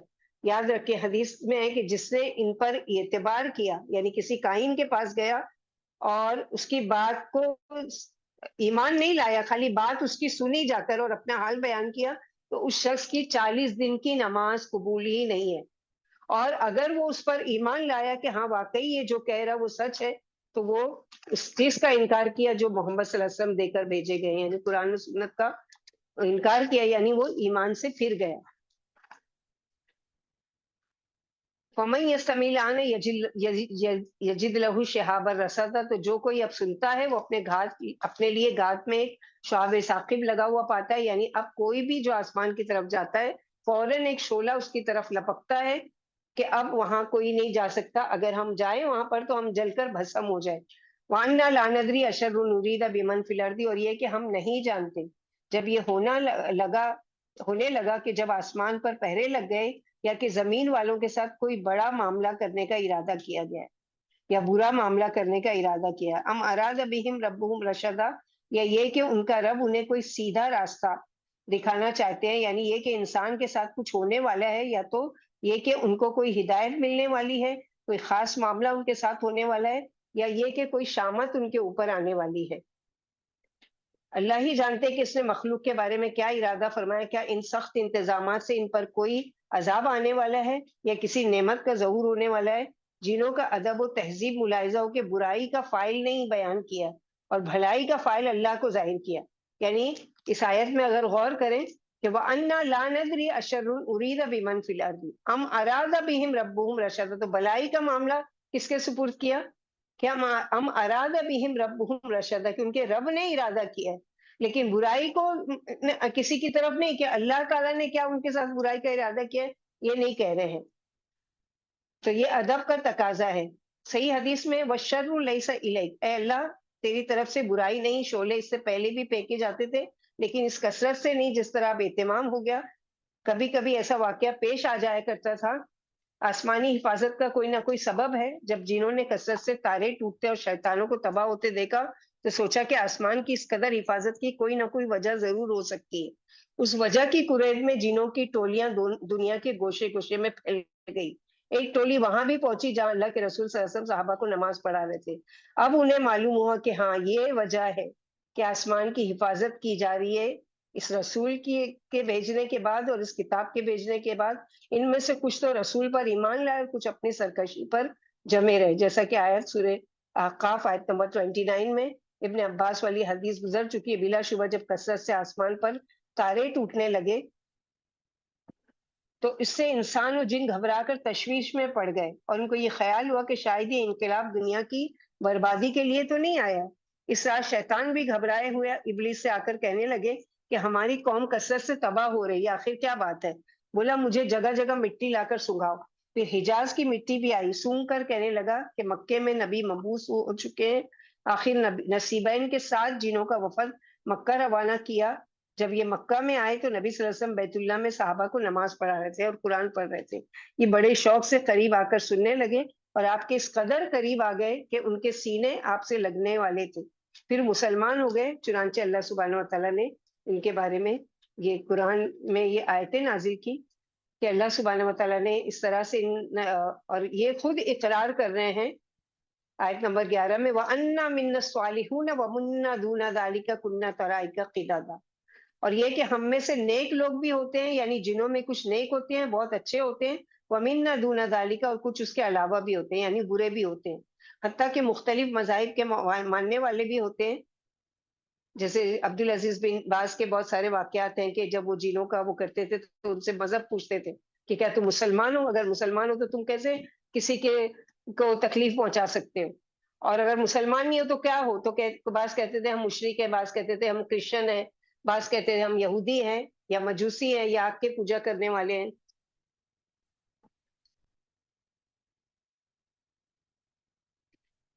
تو اللہ سبحانہ و تعالیٰ یہاں پر ان کا ذکر کر رہے ہیں کہ یعنی جنہوں نے یہ بھی کہا کہ ہم میں سے کچھ تو اچھے ہیں اور کچھ برے ہیں، جو اچھوں کے برعکس ہیں ہم متعدد اور مختلف راہوں پر ہیں اور ہماری جدا جدا راہیں ہیں، کوئی مومن ہے اور کوئی کافر ہے۔ یعنی ویسے ہی حال ہے جیسے کہ انسانوں میں ہے کہ شرک کرنے والے بھی ہیں اللہ کے ساتھ اور اللہ کے فرما بردار بندے بھی ہیں۔ کچھ مسلمان ہو گئے، کچھ مسلمان نہیں ہوئے، یعنی ہماری عادتیں، ہمارے اخلاق، ہمارے مسلک، ان میں اختلاف ہے۔ تو جنہوں نے بھی دو طرح کے جن ہیں، انسانوں کی طرح اچھے بھی ہیں، نیکی کے کاموں میں مددگار ہوتے ہیں۔ تو جب ہمیں کوئی نیک کرنے کا نیکی کا کرنے کا ارادہ کرتے ہیں تو شیطان بیچ میں آ کر ہمارے دل میں وسوسہ ڈالتا ہے، رکاوٹ ڈالتا ہے، تو وہ جو نیک جن ہیں جو آپ سے محبت کرتے ہیں وہ اس سے لڑنے لگ جاتے ہیں اور ہم سے ہٹاتے ہیں اس کو۔ تو کچھ ان میں سے ہماری خیر خواہ بھی ہیں اور کچھ سرکش بھی ہیں، تو پھر وہ آپس میں ہی نپٹ لیتے ہیں۔ یعنی مثلاً ہمارے دل میں کوئی نیکی کا خیال آیا، اب دوسرا جو سرکش شیطان ہے وہ فوراً آ کے وسوسہ ڈالتا ہے، ارے مثلاً چیریٹی کرا رہے کر لو گے تو تم فقیر ہو جاؤ گے، تمہارا یہ ہو جائے گا، پیسہ کم ہو جائے گا، یہ ہو جائے گا۔ دوسرا جو اچھا نیکوکار جن ساتھ میں ہے وہ اس کو ملامت کرتا ہے، اس کو ہم سے دور کرتا ہے۔ دوسری چیز ہے جنات میں سے رحم دل بھی ہوتے ہیں۔ رسول اللہ صلی اللہ علیہ وسلم نے فرمایا یقیناً اللہ کے لیے 100 رحمتیں ہیں، ان میں سے ایک رحمت جنات، انسان، چوپایوں، کیڑوں مکوڑوں کے لیے نازل کی گئی ہے، جس کی وجہ سے وہ ایک دوسرے پر شفقت اور مہربانی کرتے ہیں۔ اسی کی وجہ سے وحشی جانور اپنے بچے پر شفقت کرتا ہے، کیونکہ اللہ نے اس کے اندر رحمت ڈالی ہے، ورنہ وہ تو اپنے ہی بچے کو بھوک کی وجہ سے چیر پاڑ کر کھا لے۔ تو جنہوں نے اللہ سبحانہ و تعالیٰ سے اپنے حال خود بتا رہے ہیں، حالانکہ اللہ سبحانہ و تعالیٰ خود بہتر جانتے ہیں، لیکن اپنی زبانی یہ کہہ رہے ہیں کہ ہم میں کچھ اچھے بھی ہیں اور کچھ اس کے علاوہ بھی ہیں، یعنی ایمان والے بھی ہیں اور کچھ جو ہیں ہمارا یعنی مومن بھی ہیں اور کافر بھی ہیں۔ وَمِنَّ دُونَ ذَلِكَ، اور دون ذالک میں ابلیس اور اس کے ساتھی خبیث جنات، یعنی اچھے بھی ہیں اور برے بھی ہیں، اور ہم مختلف طریقوں پر مختلف گروہوں میں بٹے ہوئے ہیں۔ ہر انسان کے ساتھ ایک جن ساتھ ہوتا ہے، تو کیا اس بات سے ڈرنا چاہیے؟ نہیں، ڈرنے کی ضرورت نہیں ہے۔ نبی صلی اللہ علیہ وسلم کی زوجہ عائشہ سے روایت ہے کہ ایک مرتبہ رسول اللہ صلی اللہ علیہ وسلم رات کے وقت میرے پاس سے چلے گئے، مجھے اس پر غیرت آئی تو تھوڑی دیر کے بعد آپ صلی اللہ علیہ وسلم واپس آئے اور میری کیفیت دیکھ کر فرمایا اے عائشہ کیا بات ہے، کیا تمہیں غیرت آئی تھی؟ میں نے عرض کیا کہ مجھ جیسی آپ صلی اللہ علیہ وسلم جیسے پر غیرت کیوں نہ کرے گی؟ تو رسول اللہ صلی اللہ علیہ وسلم نے فرمایا کیا تمہارے پاس تمہارا شیطان آ گیا تھا؟ میں نے عرض کیا یا رسول اللہ صلی اللہ علیہ وسلم کیا میرے ساتھ بھی شیطان ہے؟ آپ صلی اللہ علیہ وسلم نے فرمایا ہاں۔ میں نے عرض کیا کہ کیا ہر انسان کے ساتھ شیطان ہوتا ہے؟ تو آپ صلی اللہ علیہ وسلم نے فرمایا ہاں۔ میں نے پوچھا یا رسول اللہ صلی اللہ علیہ وسلم کیا آپ صلی اللہ علیہ وسلم کے ساتھ بھی ہے؟ فرمایا ہاں، مگر میرے رب نے اس پر میری مدد کی اور اب وہ مسلمان ہو گیا۔ اور نہ صرف ساتھ بلکہ انسان کے جسم کے اندر خون کی طرح گردش کرتا ہے، جیسے صفیہ بنت حیی کی ہم لوگوں نے وہ پڑھی تھی رسول اللہ صلی اللہ علیہ وسلم نے فرمایا بلا شبہ شیطان ابن آدم کے جسم میں ایسے گردش کرتا ہے جیسے اس کے جسم میں خون گردش کرتا ہے. تو جیسے خون کی گردش سے ہم کو ڈر نہیں لگتا، اسی طرح شیطان سے بھی ڈرنے کی ضرورت نہیں ہے. کوئی ہوا نہیں ہے، وہ اللہ تعالیٰ کے پیدا کردہ ایک مخلوق ہے، اور اللہ تعالیٰ نے چونکہ وہ چیلنج کیا اس لیے اس کو اقتدار دیا ہے، لیکن اس سے بچنے کے طریقے بھی ہم کو بتا دیے. اسی طرح انسان کے کاموں میں بھی شامل ہو جاتا ہے. جابر رضی اللہ عنہ سے روایت ہے کہ میں نے نبی صلی اللہ علیہ وسلم کو فرماتے ہوئے سنا، بے شک شیطان انسان کے ہر کام کے وقت اس کے ساتھ موجود رہتا ہے، یہاں تک کہ اس آدمی کے کھانا کھانے کے وقت بھی وہ موجود ہوتا ہے. لہٰذا تم میں سے جب کسی کا لقمہ گر جائے تو اسے چاہیے کہ گندگی وغیرہ صاف کر کے اس کو کھا لے اور اس کو شیطان کے لیے نہ چھوڑے، اور جب کھانا کھا کر فارغ ہو جائے تو اپنی انگلیاں چاٹ لے، کیونکہ وہ نہیں جانتا برکت کھانے کی کس حصے میں ہے. اور بسم اللہ کہہ کر تم کھاتے ہو تو اس میں اس کا کوئی حصہ نہیں ہوتا ہے، بسم اللہ کہہ کر تم پیتے ہو تو اس میں کوئی حصہ نہیں ہوتا ہے، اور بسم اللہ کہہ کر تم اپنے گھر میں داخل ہوتے ہو تو اس کے رہنے کا کوئی ٹھکانہ نہیں ہوتا ہے. اور جب یہ نہیں کہتے ہیں تو وہ تمہارے کھانوں میں بھی شامل ہوتا ہے، تمہارے پینے میں بھی، یہاں تک کہ جو یہ شوہر اور بیوی کے تعلقات بھی ہیں، وہاں اگر دعا نہیں پڑھی جاتی ہے، دعا سکھائی گئی نا اس سے بچنے کے لیے بھی کہ بسم اللہ اللہم جنبنا الشیطان وجنب الشیطان ما رزقتنا، تو اس کی وجہ سے کیا ہے کہ وہ بیچ میں اس میں بھی داخل ہو جاتا ہے.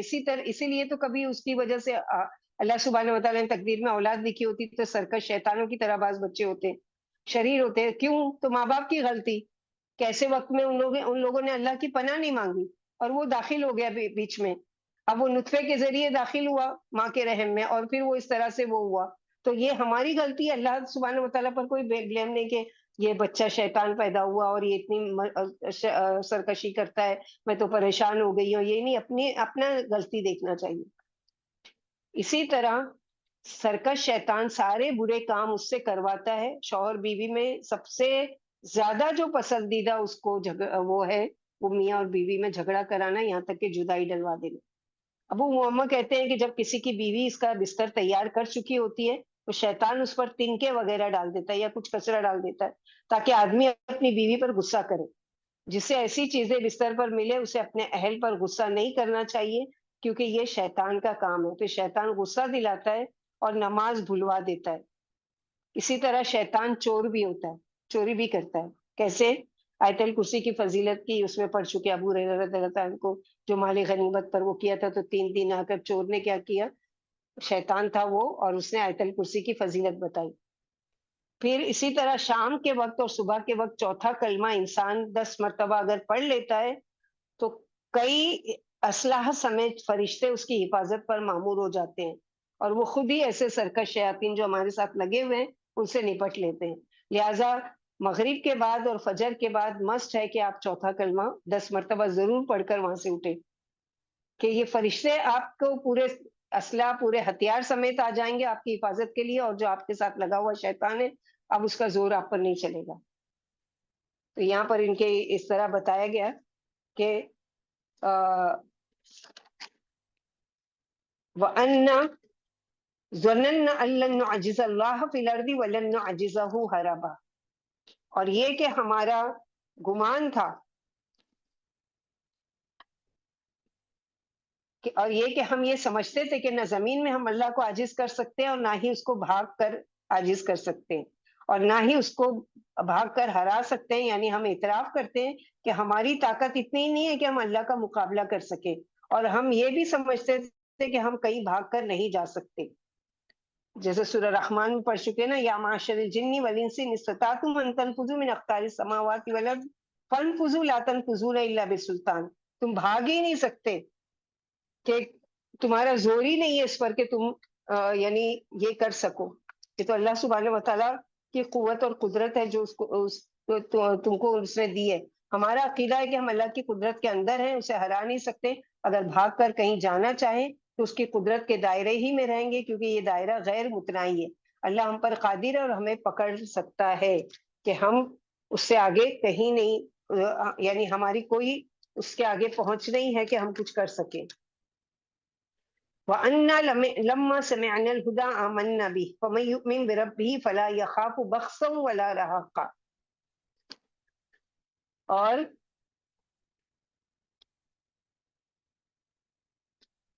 تو ہم مختلف فرقوں میں تھے، واننا ظننا، اور ہم نے گمان کیا تھا کہ ہم اللہ کو عاجز نہیں کر سکتے، اور جب ہم نے قرآن سنا ہم اس پر ایمان لے آئے، ان کو کوئی نقصان نہیں پہنچے گا، نہ کسی سرکشی اور ظلم کا۔ ابن عباس کہتے ہیں وہ اپنی نیکی کے کاموں میں کبھی کمی ہونے سے نہیں ڈرے گا۔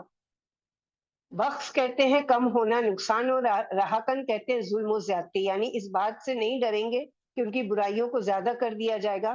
تو اللہ تعالیٰ نے ان جنوں کو اس عقیدے کا ذکر کیا، ان کا عزم کتنا یقینی تھا کہ ہم نصیحت سنتے ہی ایمان لے آئے۔ واقعی اسلام کا کمال شرف و سعادت کی دلیل ہے، اس پر جس قدر بھی ناز کیا جائے کم ہے۔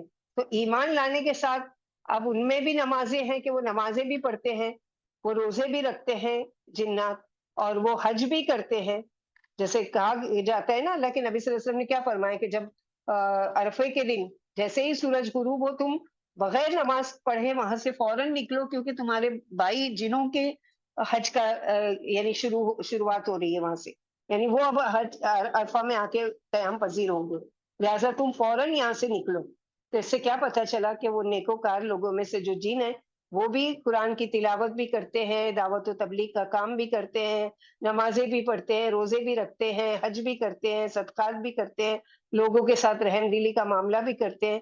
ہر وہ جو ایک اچھے مسلمان کو کرنے کے لیے کہا گیا ہے وہ سارے کام کرتے ہیں۔ اور اللہ سبحانہ و تعالیٰ یہاں پر ان کا ہی ذکر کر رہے ہیں، اور وَأَنَّا لَمَّا سَمِعْنَا الْهُدَىٰ آمَنَّا بِهِ وَأَنَّا مِنَّا الْمُسْلِمُونَ وَمِنَّا الْقَاسِطُونَ فَمَنْ أَسْلَمَ فَأُولَٰئِكَ تَحَرَّوْا رَشَدًا۔ یعنی پھر فرمائے مومن کو ایمان لا کر کمی یعنی ہم میں سے تو کچھ مسلمان ہیں اور کچھ ظالم ہیں، بس جو اسلام لائے انہوں نے اسلام لا کر اپنی نجات کا ذریعہ ڈھونڈ لیا۔ یعنی اسلام کیا ہے کہ نجات کا ذریعہ ہے دنیا میں بھی اور آخرت میں بھی، کہ جو ایمان لے آئے اللہ کی ذات پر، اس کے لیے کیا ہے کہ پھر وہ اللہ کی پناہ میں آ گیا۔ اور یہ کہ ہم میں سے کچھ مسلمان بھی اللہ کے اطاعت گزار بھی ہیں، وَمِنَ الْقَاسِطُونَ، اور ہم میں سے کچھ نافرمان بھی ہیں، یعنی صحیح راستے سے ہٹے ہوئے ہیں۔ فَمَنْ أَسْلَمَ فَأُولَٰئِكَ تَحَرَّوْا رَشَدًا، پھر جو کوئی اسلام لایا تو انہوں نے ارادہ کیا ہدایت کا، انہوں نے نجات کی راہ ڈھونڈ لی۔ تو اس سے کیا پتہ چلا کہ اسلام ہی ایک ایسا مذہب ہے جو راہ ہدایت ہے اور جو نجات کا ذریعہ بن سکتا ہے۔ تو فمن اسلم فاولئک تحروا رشدا، قاصد کہتے ہیں خسارہ اٹھانے والے، فاسق و فاجر، وعدہ توڑنے والے، یعنی جو لوگ ایمان نہیں لائیں گے، آپ صلی اللہ علیہ وسلم کی تعلیمات کا انکار کریں گے، رسولوں کی بات نہیں مانیں گے، جہنم کا ایندھن ہوں گے۔ ماں انغدا کا ہر طرح کی کثرت، پانی کی فراوانی، اللہ کی دی ہوئی نعمتیں، یہ بھی آزمائش بھی ہے اور ناشکری پر عذاب کا سبب بھی بنتی ہے۔ یعنی نعمتیں اللہ سبحانہ و تعالیٰ کی طرف سے آزمائش بھی ہوتی ہے اور اللہ تعالیٰ کی نعمت بھی ہوتی ہے، بس یہ کہ انسان اس کا کیسے استعمال کرتا ہے یہ اس پر ہے کہ اللہ تعالیٰ کی نعمتوں کا شکر ادا کر کے وہ اس کا استعمال کر رہا ہے، یا اللہ تعالیٰ کی ناشکری کر کے وہ اللہ تعالیٰ کا کفر کر رہا ہے۔ وَأَمَّا الْقَاسِطُونَ فَكَانُوا لِجَهَنَّمَ حَطَبًا وَأَن لَّوِ اسْتَقَامُوا عَلَى الطَّرِيقَةِ لَأَسْقَيْنَاهُم مَّاءً غَدَقًا لِّنَفْتِنَهُمْ فِيهِ وَمَن يُعْرِضْ عَن ذِكْرِ رَبِّهِ يَسْلُكْهُ عَذَابًا صَعَدًا۔ یعنی اور یہ کہ اے نبی صلی اللہ علیہ وسلم، آپ صلی اللہ علیہ وسلم لوگوں کو یہ بھی بتا دیجئے، اگر لوگ استقامت اختیار کریں الگ طریقتی، سیدھے راستے پر، تو ہم ان کے بدلے میں ان کو کیا دیں گے؟ لا اسقیناہم ماء غدقا، تو ہم ان کو پلائیں گے پانی وافر، اللہ تعالیٰ کی طرف سے وافر پانی ملتا رہے گا۔ پانی سے مراد کیا ہے کہ ضروری نہیں ہے کہ پانی ہی ملے، پانی تو زیادہ ملے گا ہی، ان کے علم میں ہدایت میں اضافہ ہوگا، ان کی سیرابی ہوتی رہے گی، وہ پھر کبھی بھی بھٹکیں گے نہیں، ان کی بے چینی بے قراری ختم ہو جائے گی، ڈپریشن ختم ہو جائے گا، یہ ساری نعمتیں اللہ تعالیٰ ان کو دیں گے۔ یعنی ظالموں سے جہنم سلگائی جائے گی اگر یہ سیدھی راہ پر اسلام پر جمے رہتے ہیں اور اللہ کی فرما برداری کی تو تمام باتوں پر مقدم سمجھتے اور اسی پر قائم رہتے، تو ہم ان کی روزیوں میں فراخی عطا کرتے۔ جیسے سورہ مائدہ آیت نمبر 66 میں اللہ تعالیٰ نے فرمایا وَلَوْ أَنَّهُمْ أَقَامُوا، اگر وہ تورات اور انجیل اور اترے ہوئے آسمانی احکام پر عمل کرتے تو اوپر سے نیچے سے کھاتے وقت پر بارش ہوتی، خوب پیداوار ہوتی اور روزی کی ریل پیل ہوتی۔ سورہ اعراف آیت نمبر 96 میں وَلَوْ أَنَّ أَهْلَ الْقُرَىٰ، اگر بستی والے ایمان لے آتے تو اور تقوی اختیار کر لیتے تو ہم ان پر آسمان و زمین کی برکتوں کے دروازے کھول دیتے۔ پھر فرمایا کہ فراخی اور تونگری محض ایک آزمائش ہے کہ کون عیش و فراخی میں ہدایت پر جمع رہتا ہے اور کون اس راہ کو ٹکرا کر شیطانی راہ اختیار کرتا ہے۔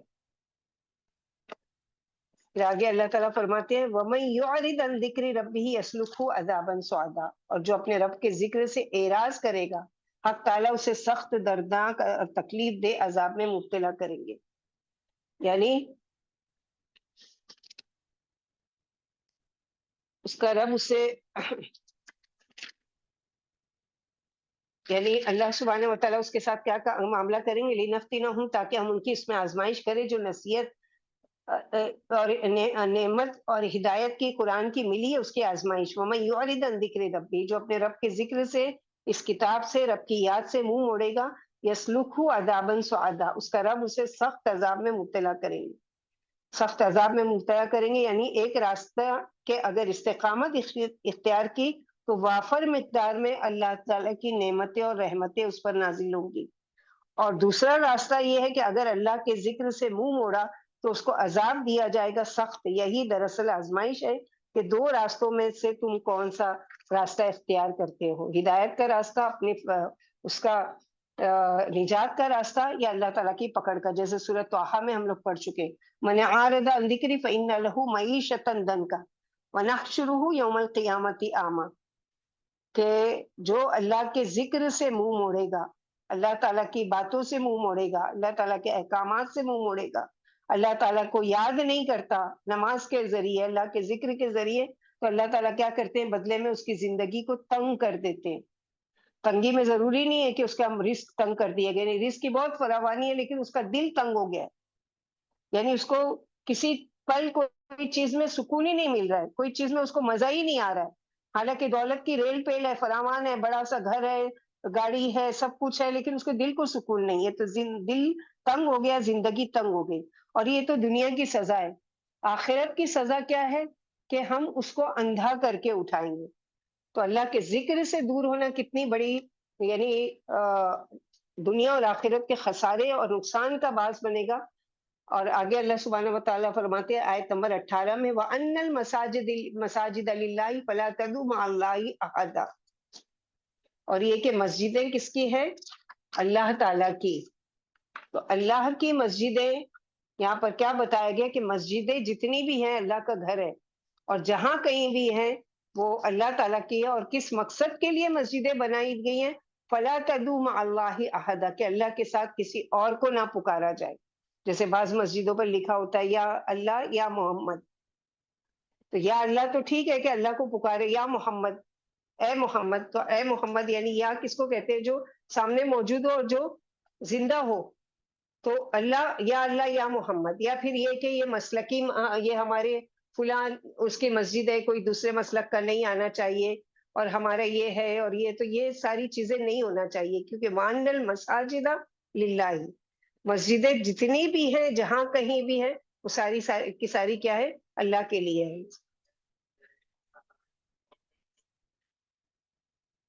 اسی طرح دوسرا معنی مساجد سے یعنی سجدہ گاہ، یعنی جہاں کہیں بھی جگہ ہے، پاک ہے، صاف ہے، وہاں پر انسان نماز پڑھ سکتا ہے اللہ تعالیٰ کے لیے۔ وہ ساری کی ساری مسجدیں، زمین، جو کیونکہ اللہ کے نبی صلی اللہ علیہ وسلم نے فرمایا کہ ہم کو جو 6 چیزیں ایسی خاص دی گئی ہیں جو مجھ سے پہلے کسی کو نہیں دی گئی، کہ ہمارے لیے ساری زمین کو مسجد گاہ بنا دی، یعنی ہم جہاں کہیں بھی سفر میں ہیں، کوئی پاک جگہ سڑک پر ہے، گاڑی میں اگر جانماز ہے یا کچھ ہے، نکالے، بچھائے پڑے، چادر ہے، جو بھی ہے، پکنک پر جا رہے ہیں، کہیں پر بھی جا رہے ہیں، نماز کو بہرحال ڈیلے نہیں کرنا ہے، کہ جہاں بھی ہیں چاہے کہ قصر کر لیں اگر سفر میں ہے، لیکن نماز ضرور پڑھیں۔ یعنی عبادت گاہیں شرک سے پاک رکھو، اس کا مطلب یہ ہے فَلَا تَدْعُوا مَعَ اللَّهِ أَحَدًا، اور اللہ کی عبادت کرو اور اس کی عبادت میں کسی کو شریک نہ کرو۔ ابن عباس فرماتے ہیں اس آیت کے اترنے کے وقت دنیا میں 2 ہی مسجدیں تھیں، عرب میں بیت اللہ اور شام میں بیت المقدس۔ اس کے بعد پھر یہ مسجدیں آباد ہوئی، جیسے کہ اللہ کے نبی صلی اللہ علیہ وسلم جب مکے سے مدینہ گئے تو پھر آپ صلی اللہ علیہ وسلم نے مسجد قباء، مسجد نبوی اور اس کے بعد مسجد درار بنانے کی خواہش کی منافقین نے، جس کو ڈھا دیا گیا۔ سورۃ توبہ میں ہم لوگوں نے ڈیٹیل سے پڑھا اس کے بارے میں۔ تو اللہ سبحانہ و تعالیٰ شرک سے اجتناب کہ اللہ تعالیٰ کا گھر ہے، وہاں پر میرا مسلک اور میری جو وہ ہے، میرے امام، میرے عالم، میرا یہ میرا کچھ نہیں، اللہ کا ہے. نام اللہ کا، اللہ کے طریقے پر وہاں نماز پڑھائی جائے، اللہ تعالیٰ کا وہ کیا جائے، اور اللہ تعالیٰ کے ہی لیے وہاں پر لوگوں کو بلایا جائے. وَأَنَّهُ لَمَّا قَامَ عَبْدُ اللَّهِ، اور یہ کہ جب اللہ کا بندہ کھڑا ہوا، اشارہ ہے نبی صلی اللہ علیہ وسلم کی طرف. يَدْعُوهُ كَادُوا يَكُونُونَ عَلَيْهِ لِبَدًا، کہ وہ بلائے ان کو اللہ کی طرف، تو قریب تھا کہ وہ سب اس پر ٹوٹ پڑنے کے لیے تیار ہو گئے، گروہ در گروہ، ٹھٹ کے ٹھٹ. ایسا کیوں کرتے تھے کفار مکہ؟ یعنی جب اللہ کے رسول لوگوں میں توحید کا اعلان فرماتے ہیں تو کافر آپ پر دانت پیستے ہیں اور آپ سے الجھ پڑتے ہیں، اور سب مل کر آپ کے مقدس دین کو مٹانے کی متفقہ کوشش کرتے ہیں تاکہ اسلام کا چراغ بجھا دے. مگر اللہ کے بد ارادوں کے خلاف اللہ تعالیٰ نے ان بد ارادوں کے خلاف ارادہ کر چکے ہیں.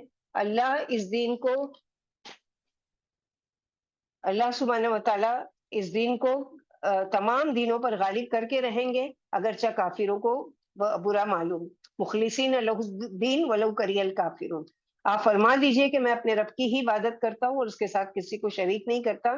یعنی جب دعوت توحید کی آواز ان کے کانوں میں پڑی، جس سے ایک طویل عرصے سے کان ناآشنا ہو چکے تھے، تو کافروں نے مخالفت و تکذیب پر کمر کس لی، ایذا رسانی پر پل پڑے، اسلام کو کچل دینا چاہا اور متفقہ طور پر رسول اللہ صلی اللہ علیہ وسلم کے خلاف محاذ قائم کر لیا. اس وقت ان بدبختوں سے رسول اللہ صلی اللہ علیہ وسلم نے فرمایا کہ میں نے تو اپنے رب ہی کی عبادت کرتا رہوں گا، اسی کی پناہ میں رہوں گا، اسی پر میرا بھروسہ ہے اور وہی میرا سہارا ہے. مجھ سے یہ امید نہ رکھو کہ میں اپنے مقدس پیشانی غیر اللہ کے آگے جھکا دوں گا. یعنی میں تو مرتے دم تک اسی دعوت کو لے کر آیا ہوں اور یہی میں کرتا رہوں گا کہ اللہ کے ساتھ میں کسی کو بھی شریک نہیں کروں گا اور اللہ کے سوا میں کسی کو نہیں پکاروں گا. تو یہاں پر یہی بتایا گیا.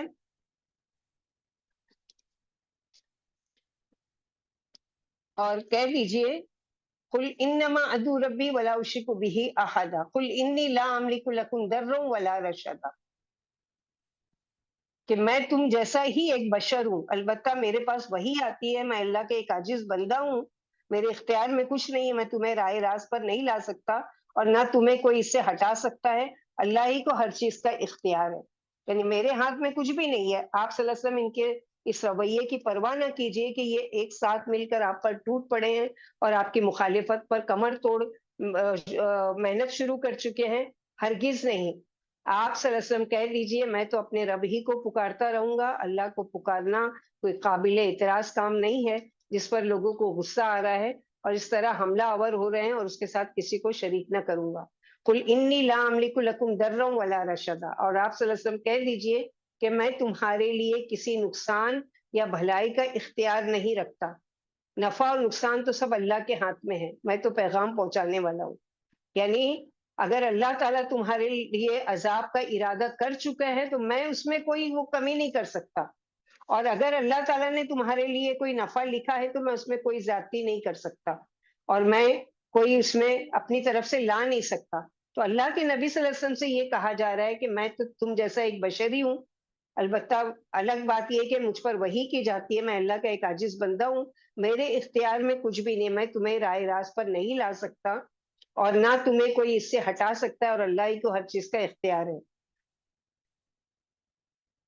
آیت نمبر 22 میں قل انی لن یجیرنی من اللہ احد ولن اجد من دونہ ملتحدا، اگر میں بفرض محال اللہ کی نافرمانی کر بھی بیٹھوں تو کوئی ایسی طاقت نہیں جو مجھے اس کے عذاب سے چھڑا سکے، مجھے اس کے سوا کوئی جائے پناہ نظر نہیں آتی. یعنی اس وقت نہ کوئی میرا حمایتی کھڑا ہو سکتا ہے اور نہ کہیں جائے پناہ مجھے مل سکتی ہے. تو اصل پناہ جو ہے وہ کس کی ہے؟ اللہ تعالیٰ کی. آپ صلی اللہ علیہ وسلم کہہ دیجئے مجھے اللہ کی گرفت سے کوئی نہیں بچا سکتا، کوئی مجھ کو پناہ نہیں دے سکتا. پناہ جو ہے وہ کس کی ہے؟ صرف اور صرف اللہ سبحانہ و تعالیٰ کی. وَلَنْ أَجِدَ مِن دُونِهِ مُلْتَحَدًا، اور اس کے سوا میں کوئی جائے پناہ بھی نہیں پاتا. یہاں نبی صلی اللہ علیہ وسلم کے بندہ ہونے اور اظہار بندگی کو واضح کیا گیا ہے کہ آپ صلی اللہ علیہ وسلم خود اپنے لیے بھی نفع و نقصان کے مالک نہیں ہیں، تو کہاں یہ کہ وہ کسی اور کے لیے کوئی بگڑی بنا دیں یا ان کی حاجت روائی کر دیں یا ان کی پکار کو سن لیں یا ان کی جو طلب کر رہے ہیں اس کو وہ پورا کر سکے. الا بلاغم من اللہ و رسالتی، یعنی میرا کام کیا ہے، اگر کوئی چیز مجھے اللہ کی پناہ میں مل سکتی ہے کہ میں اس کے پیغام اور رسالت کو پہنچا دوں اس کے بندوں تک، بس میرا یہ ایک کام ہے، میرا یہ گول ہے، میرا یہ مقصد ہے. اس کے علاوہ میں کوئی نفع اور نقصان کا مالک نہیں ہوں. وَمَن يَعْصِ اللَّهَ وَرَسُولَهُ، اور جو اللہ اور اس کے رسول کی نافرمانی کرے گا، فَإِنَّ لَهُ نَارَ جَهَنَّمَ، اس کے لیے جہنم کی آگ ہوگی. خالدین فیہا ابدا، اس میں وہ ہمیشہ ہمیشہ رہنے والے ہیں. تو یہاں پر اللہ کے نبی صلی اللہ علیہ وسلم کو پہلے ہی بتا دیا گیا کہ آپ کا مقصد کیا ہے. یعنی مجھے کائنات میں کوئی اختیار نہیں ہے، نہ میرے بس کی ہدایت اور دلالت ہے. میں تو صرف ایک رسول و مبلغ ہوں. اللہ کا پیغام پہنچانا میرا فرض ہے، اسے ادا کر رہا ہوں، یا مجھے اللہ کے عذاب سے تبلیغ رسالت ہی بچا سکتی ہے.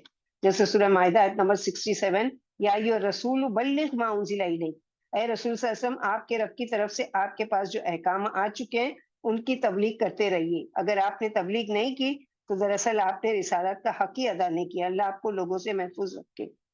تو یہ چیز ایسی ہے جیسے کہ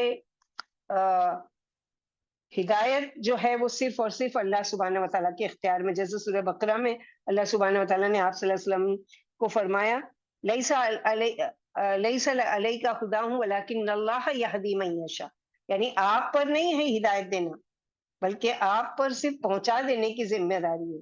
ہدایت دینا کس کے ہاتھ میں ہے؟ اللہ سبحانہ و تعالیٰ کے، اور وہ جس کو چاہے ہدایت دے اور جس کو چاہے گمراہ کرے.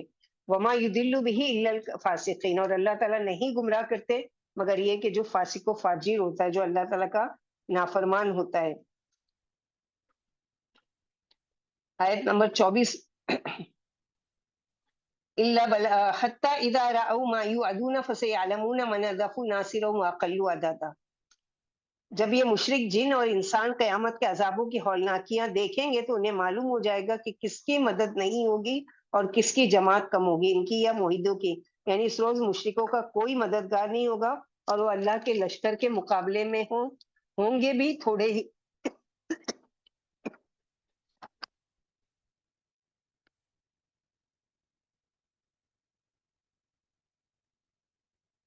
تو یہاں جو اللہ سبحانہ و تعالیٰ اللہ کے نبی صلی اللہ علیہ وسلم سے کہہ رہے ہیں قل انی لا املک لکم ضرا ولا رشدا، کہ میں بھی تمہارے لیے نفع و نقصان کا مالک نہیں ہوں اور میرے ذمے تو یہ ہے. اور ناصرا واقل عددا، تو ان کو جلد پتہ چل جائے گا کہ کس کا مددگار کمزور اور کس کی تعداد کم ہے.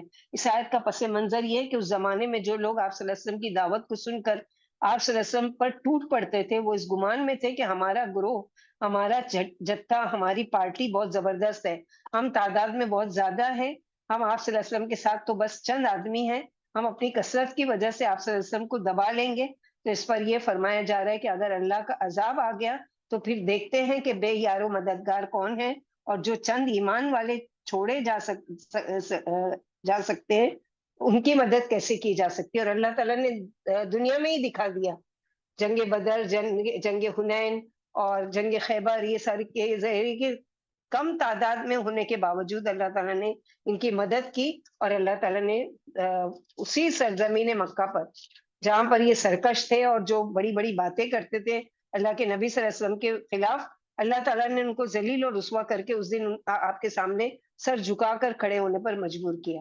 تو ایک معنی یہ ہے کہ دیکھتے ہیں کہ ایسے وقت میں جب اللہ اپنی مدد کا ارادہ کریں گے اپنے بندوں پر، تو کون ہے کہ جو ان کے خلاف ان کی کوئی مدد کرے گا؟ کیا ان کا بڑی جماعت، کیا ان کا بڑا جتھا، یا ان کا مال، یا ان کی اولاد؟ کچھ بھی نہیں. اور قیامت کے دن دوسرا معنی ناصر و اقل عددا، کہ قیامت کے دن جب دیکھیں گے کہ جہنم میں وہ جھونکے جا رہے ہیں، اب وہ سوچیں کہ اب ان کی مدد کے لیے کون آ رہا ہے.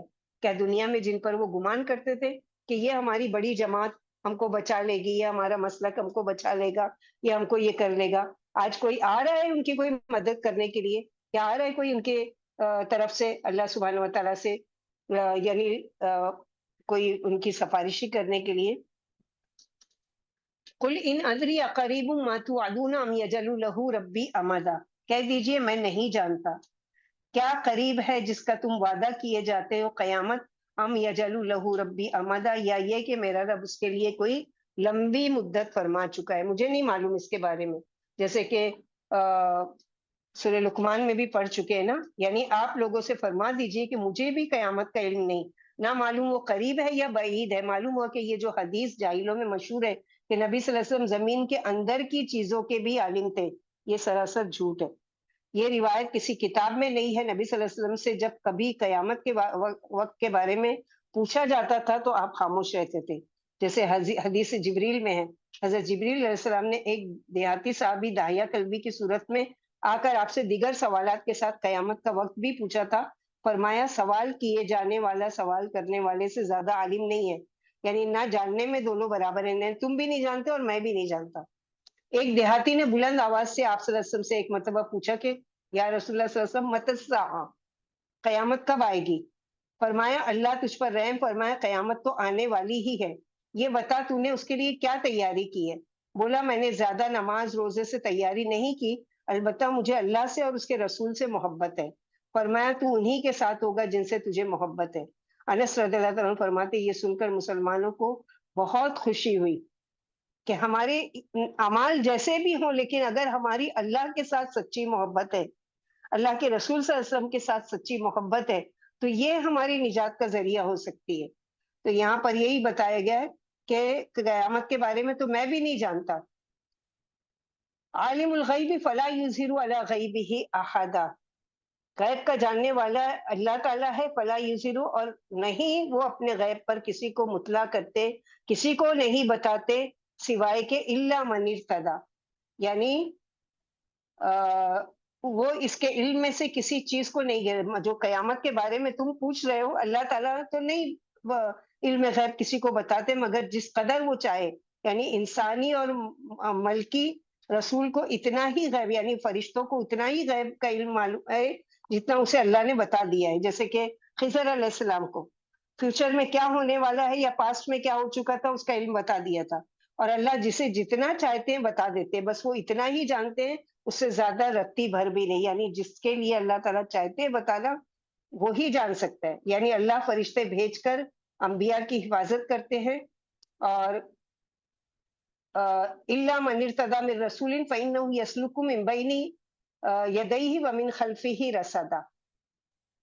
اور رسول کی مزید خصوصیت یہ ہے کہ وحی کی حفاظت و اشاعت کے لیے اس کے آس پاس ہر وقت پہرے دار فرشتے مقرر ہوتے. تو رسول میں آپ صلی اللہ علیہ وسلم بھی ہو سکتے ہیں کہ قرآن کی جب وحی اترتی تھی تو فرشتے بڑی حفاظت کے ساتھ اس کو لے کر آتے تھے. جیسے سورہ انعام کے بارے میں ہم لوگوں نے پڑھا نا کہ 70,000 فرشتے اس دن پوری سورہ لے کر اترے سورہ انعام. اور اسی طرح رسول سے مراد اگر جبریل علیہ السلام لیا جائے تو وہ جب وحی لے کر آتے تھے تو اتنے فرشتے ان کے ساتھ اترتے تھے حفاظت کے لیے کہ کوئی بھی اس میں سے کچھ چرا نہیں سکتا تھا، کوئی اس میں سے چینجنگ نہیں کر سکتا تھا. تو اس کے آگے اور پیچھے وہ محافظ لگا دیتے فرشتے. مطلب یہ کہ جب اللہ تعالیٰ وحی کے ذریعے سے غیب کے حقائق کا علم اپنے کسی رسول کے پاس بھیجتے ہیں تو اس کی نگرانی کے لیے فرشتے مقرر ہے جو محفوظ طریقے سے علم کو سیدھا نبی صلی اللہ علیہ وسلم تک لے کر جاتے ہیں. اس میں کسی قسم کی ملاوٹ اس میں نہیں ہوتی، کیونکہ لوگ آپ صلی اللہ علیہ وسلم کو کاہن ہیں، آپ کے اوپر فرشتہ نہیں شیطان آتا ہے نعوذ باللہ، وہ آ کر آپ کو باتیں بتاتا ہے. تو یہاں پر بتاتے کہ کوئی باتیں نہیں بتاتا، بلکہ ہم باحفاظت فرشتوں کو بھیجتے ہیں کہ وہ جائے اور اس کی حفاظت میں یعنی اس کی جو وحی اتاری گئی اس کی حفاظت کرے. تو یہاں پر جو اللہ سبحانہ و تعالیٰ آپ صلی اللہ علیہ وسلم کے ذریعے یہ ایک عقیدے کا وہ کر رہے ہیں کہ قل انما ادعو ربی، آپ صلی اللہ علیہ وسلم سے کہا جا رہا ہے کہ آپ کہہ دیجئے. تو دعا کے لیے تو آپ صلی اللہ علیہ وسلم بھی اللہ کے حضور عاجز تھے، تو کیسے کسی کی بھی حاجت روا یا مشکل کشا یا کسی کی بگڑی بنا سکتے یا سن سکتے ہیں جو خود اللہ سے اپنی حاجات مانگتے ہو.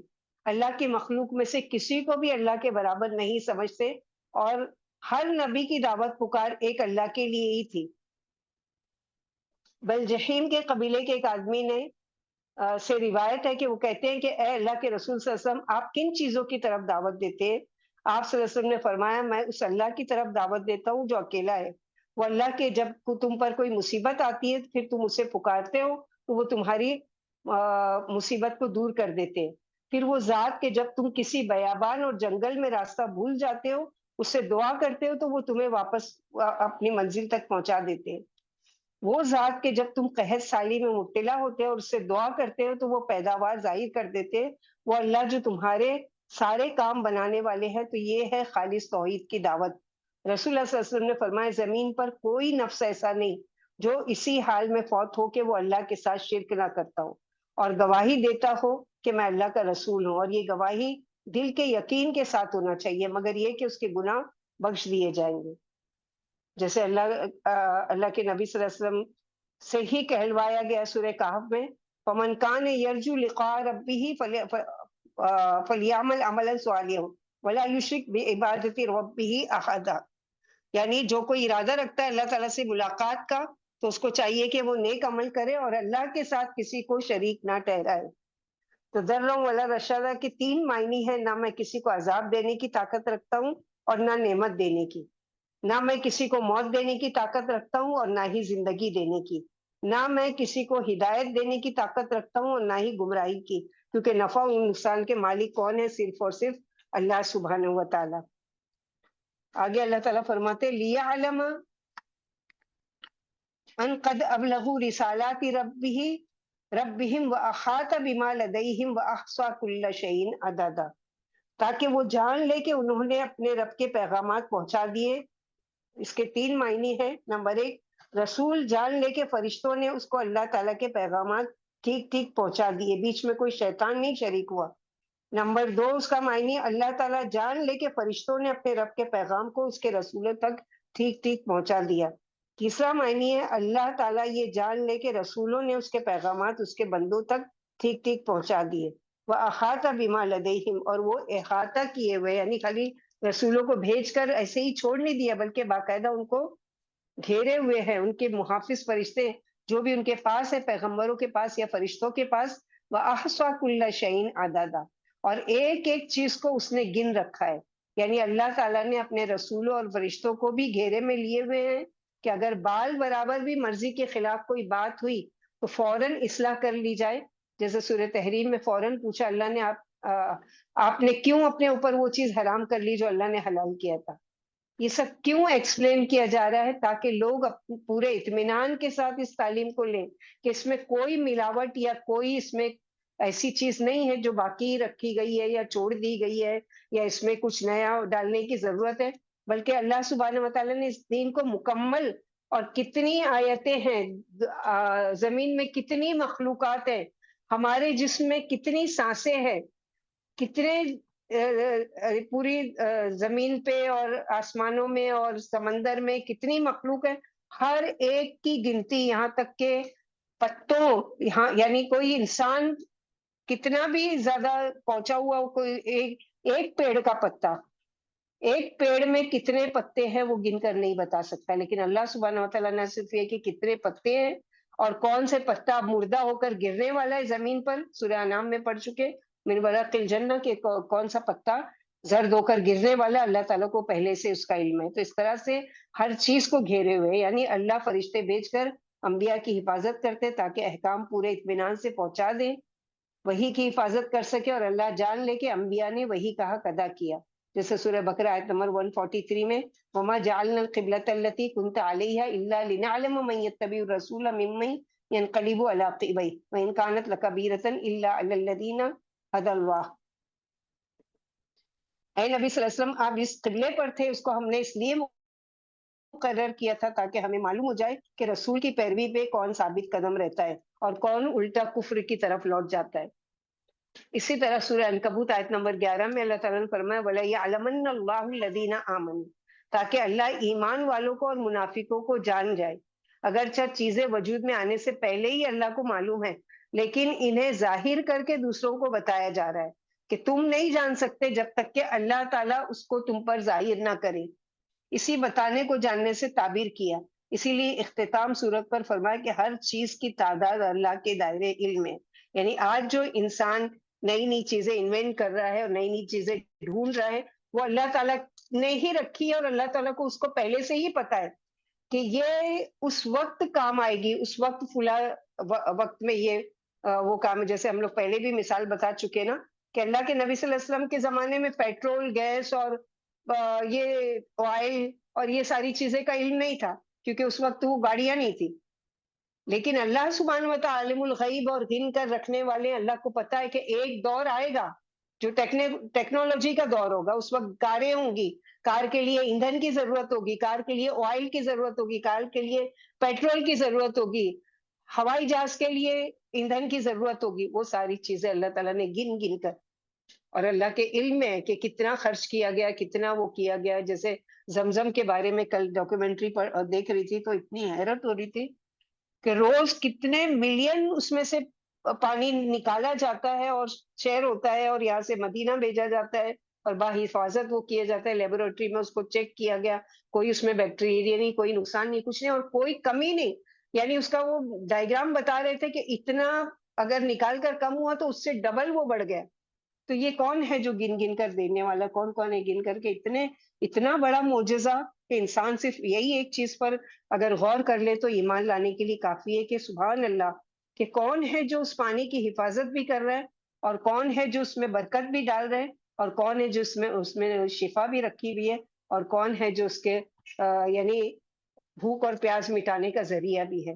تو یہ ہے اللہ سبحانہ و تعالیٰ کی زبردست قدرت اور طاقت. تو اس سورے سے ہم لوگوں نے یہ سبق سیکھا کہ جنوں کے قرآن کو غور سے سننا یہ بہت ہی بہترین وہ ہے کہ قرآن میں دل اگر ہمارا نہیں لگتا تو سوچے کہ ہم پھر بھٹک چکے ہیں، راستے سے دور ہو چکے ہیں. اگر ہم قرآن میں ہیں، قرآن کی مجلسوں میں ہیں اور اس کے باوجود ہمارا قرآن میں دل نہیں لگتا. اور اسی طرح دوسری چیز یہ ہے کہ قرآن کو سن کر اپنے تک جمع نہیں رکھنا ہے، بلکہ کیا ہے، قرآن کو دوسروں تک پہنچانا ہے.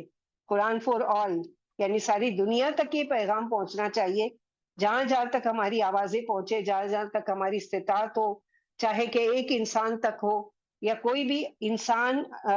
وَأَنَّ سَعْيَهُ سَوْفَ يُرَىٰ، اللہ تعالیٰ نے سورہ نجم میں فرمایا کہ بے شک اس کی کوشش دیکھی جائے گی. تو ہماری کوشش کہ ہم نے کسی ایک تک پہنچانے کی کوشش کی تھی یا بہت بڑے پیمانے پر کچھ کیا تھا یا کیا کیا تھا، اس کے بارے میں اللہ تعالیٰ ہم سے سوال کریں گے. تو جنوں کی جماعت سے یہ بھی کہ فوراً سنا، ابھی ان کو آرڈر بھی نہیں دیا گیا اور وہ اب دعوت و تبلیغ کے کام میں لگ گئے، اپنی قوم کو سنانے بھی لگ گئے، اپنی قوم کو ساتھ میں لے کر بھی آئے. اللہ کے نبی صلی اللہ علیہ وسلم سے اسلام کی تعلیمات حاصل کی، جا کر اپنے اس میں وہ کیے، تبلیغ کی اور لوگوں کی اصلاح کی، مسلمان بنایا اور یہ ساری چیزیں بھی. تو جن جو ہے وہ اللہ کی مخلوق ہے، جیسے کہ انسان مخلوق ہے. ان کے بھی پیدا کرنے کا مقصد یہی ہے کہ وما خلقت الجن والانس الا لیعبدون، ان کو بھی عبادت کے لیے پیدا کیا گیا اور ان کو بھی اللہ تعالیٰ کی اطاعت کے لیے پیدا کیا گیا. ان کے بھی لیے بھی اللہ کے نبی رسول ہے اور ہمارے لیے بھی رسول ہے. ان کو بھی اسی شریعت پر نماز پڑھنا ہے، اسی شریعت کے مطابق حج کرنا ہے. قرآن ایک ہی سب کے لیے ہے، جنوں کے لیے بھی انسانوں کے لیے بھی. اور اس کے علاوہ یہ ہے کہ ان سے بھی قیامت کے دن سوال و جواب کیا جائے گا، کیونکہ ان کو بھی عبادت کے ظاہر ہے، جب عبادت کے لیے پیدا کیا ہے تو ان میں سرکش بھی ہے اور اچھے بھی ہے. جو مسلمان ہیں وہ جنت میں جائیں گے، جو کافر اور مشرک ہے، شرک کرنے والے ہیں، وہ جہنم میں ڈالے جائیں گے. ابلیس ان کا پورا لیڈر ہوگا، ان کے ساتھ لشکر ہوگا. لام لعنا جہنم من الجنتی والناس اجمعین، اللہ تعالیٰ نے سورہ سجدہ میں فرمایا کہ بے شک جہنم کو ہم جنوں اور انسانوں سے بھر دیں گے. اس سے کیا پتہ چلا کہ جو شرک کرنے والے ہیں، جو سرکش شیطان ہیں، ان کو اللہ تعالیٰ جہنم میں بھریں گے، جیسے کہ انسان کے اگر شرک کرتا ہے تو وہ جہنم کا ایندھن ہوں گے. تو اللہ سبحانہ و تعالیٰ ہم لوگوں کو کہنے سننے سے زیادہ عمل کی توفیق عطا فرمائے.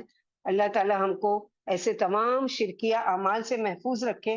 اللہ سبحانہ و تعالیٰ اس قرآن نے جو چیز کی تعلیم ہم کو دی ہے، سب سے پہلے ہم اس کو سیکھنے اور اس پر عمل کرنے والے بنے اور اس کو دوسروں تک پہنچانے والے بنے. والعصر ان الانسان لفی خسر الا الذین آمنوا وعملوا الصالحات وتواصوا بالحق وتواصوا بالصبر. واخر دعوانا ان الحمد للہ رب العالمین. سبحان ربک رب العزت عما یصفون وسلام علی المرسلین والحمد للہ رب العالمین. سبحانک اللہم وبحمدک اشہد ان لا الہ الا انت استغفرک واتوب الیک. السلام علیکم ورحمۃ اللہ وبرکاتہ.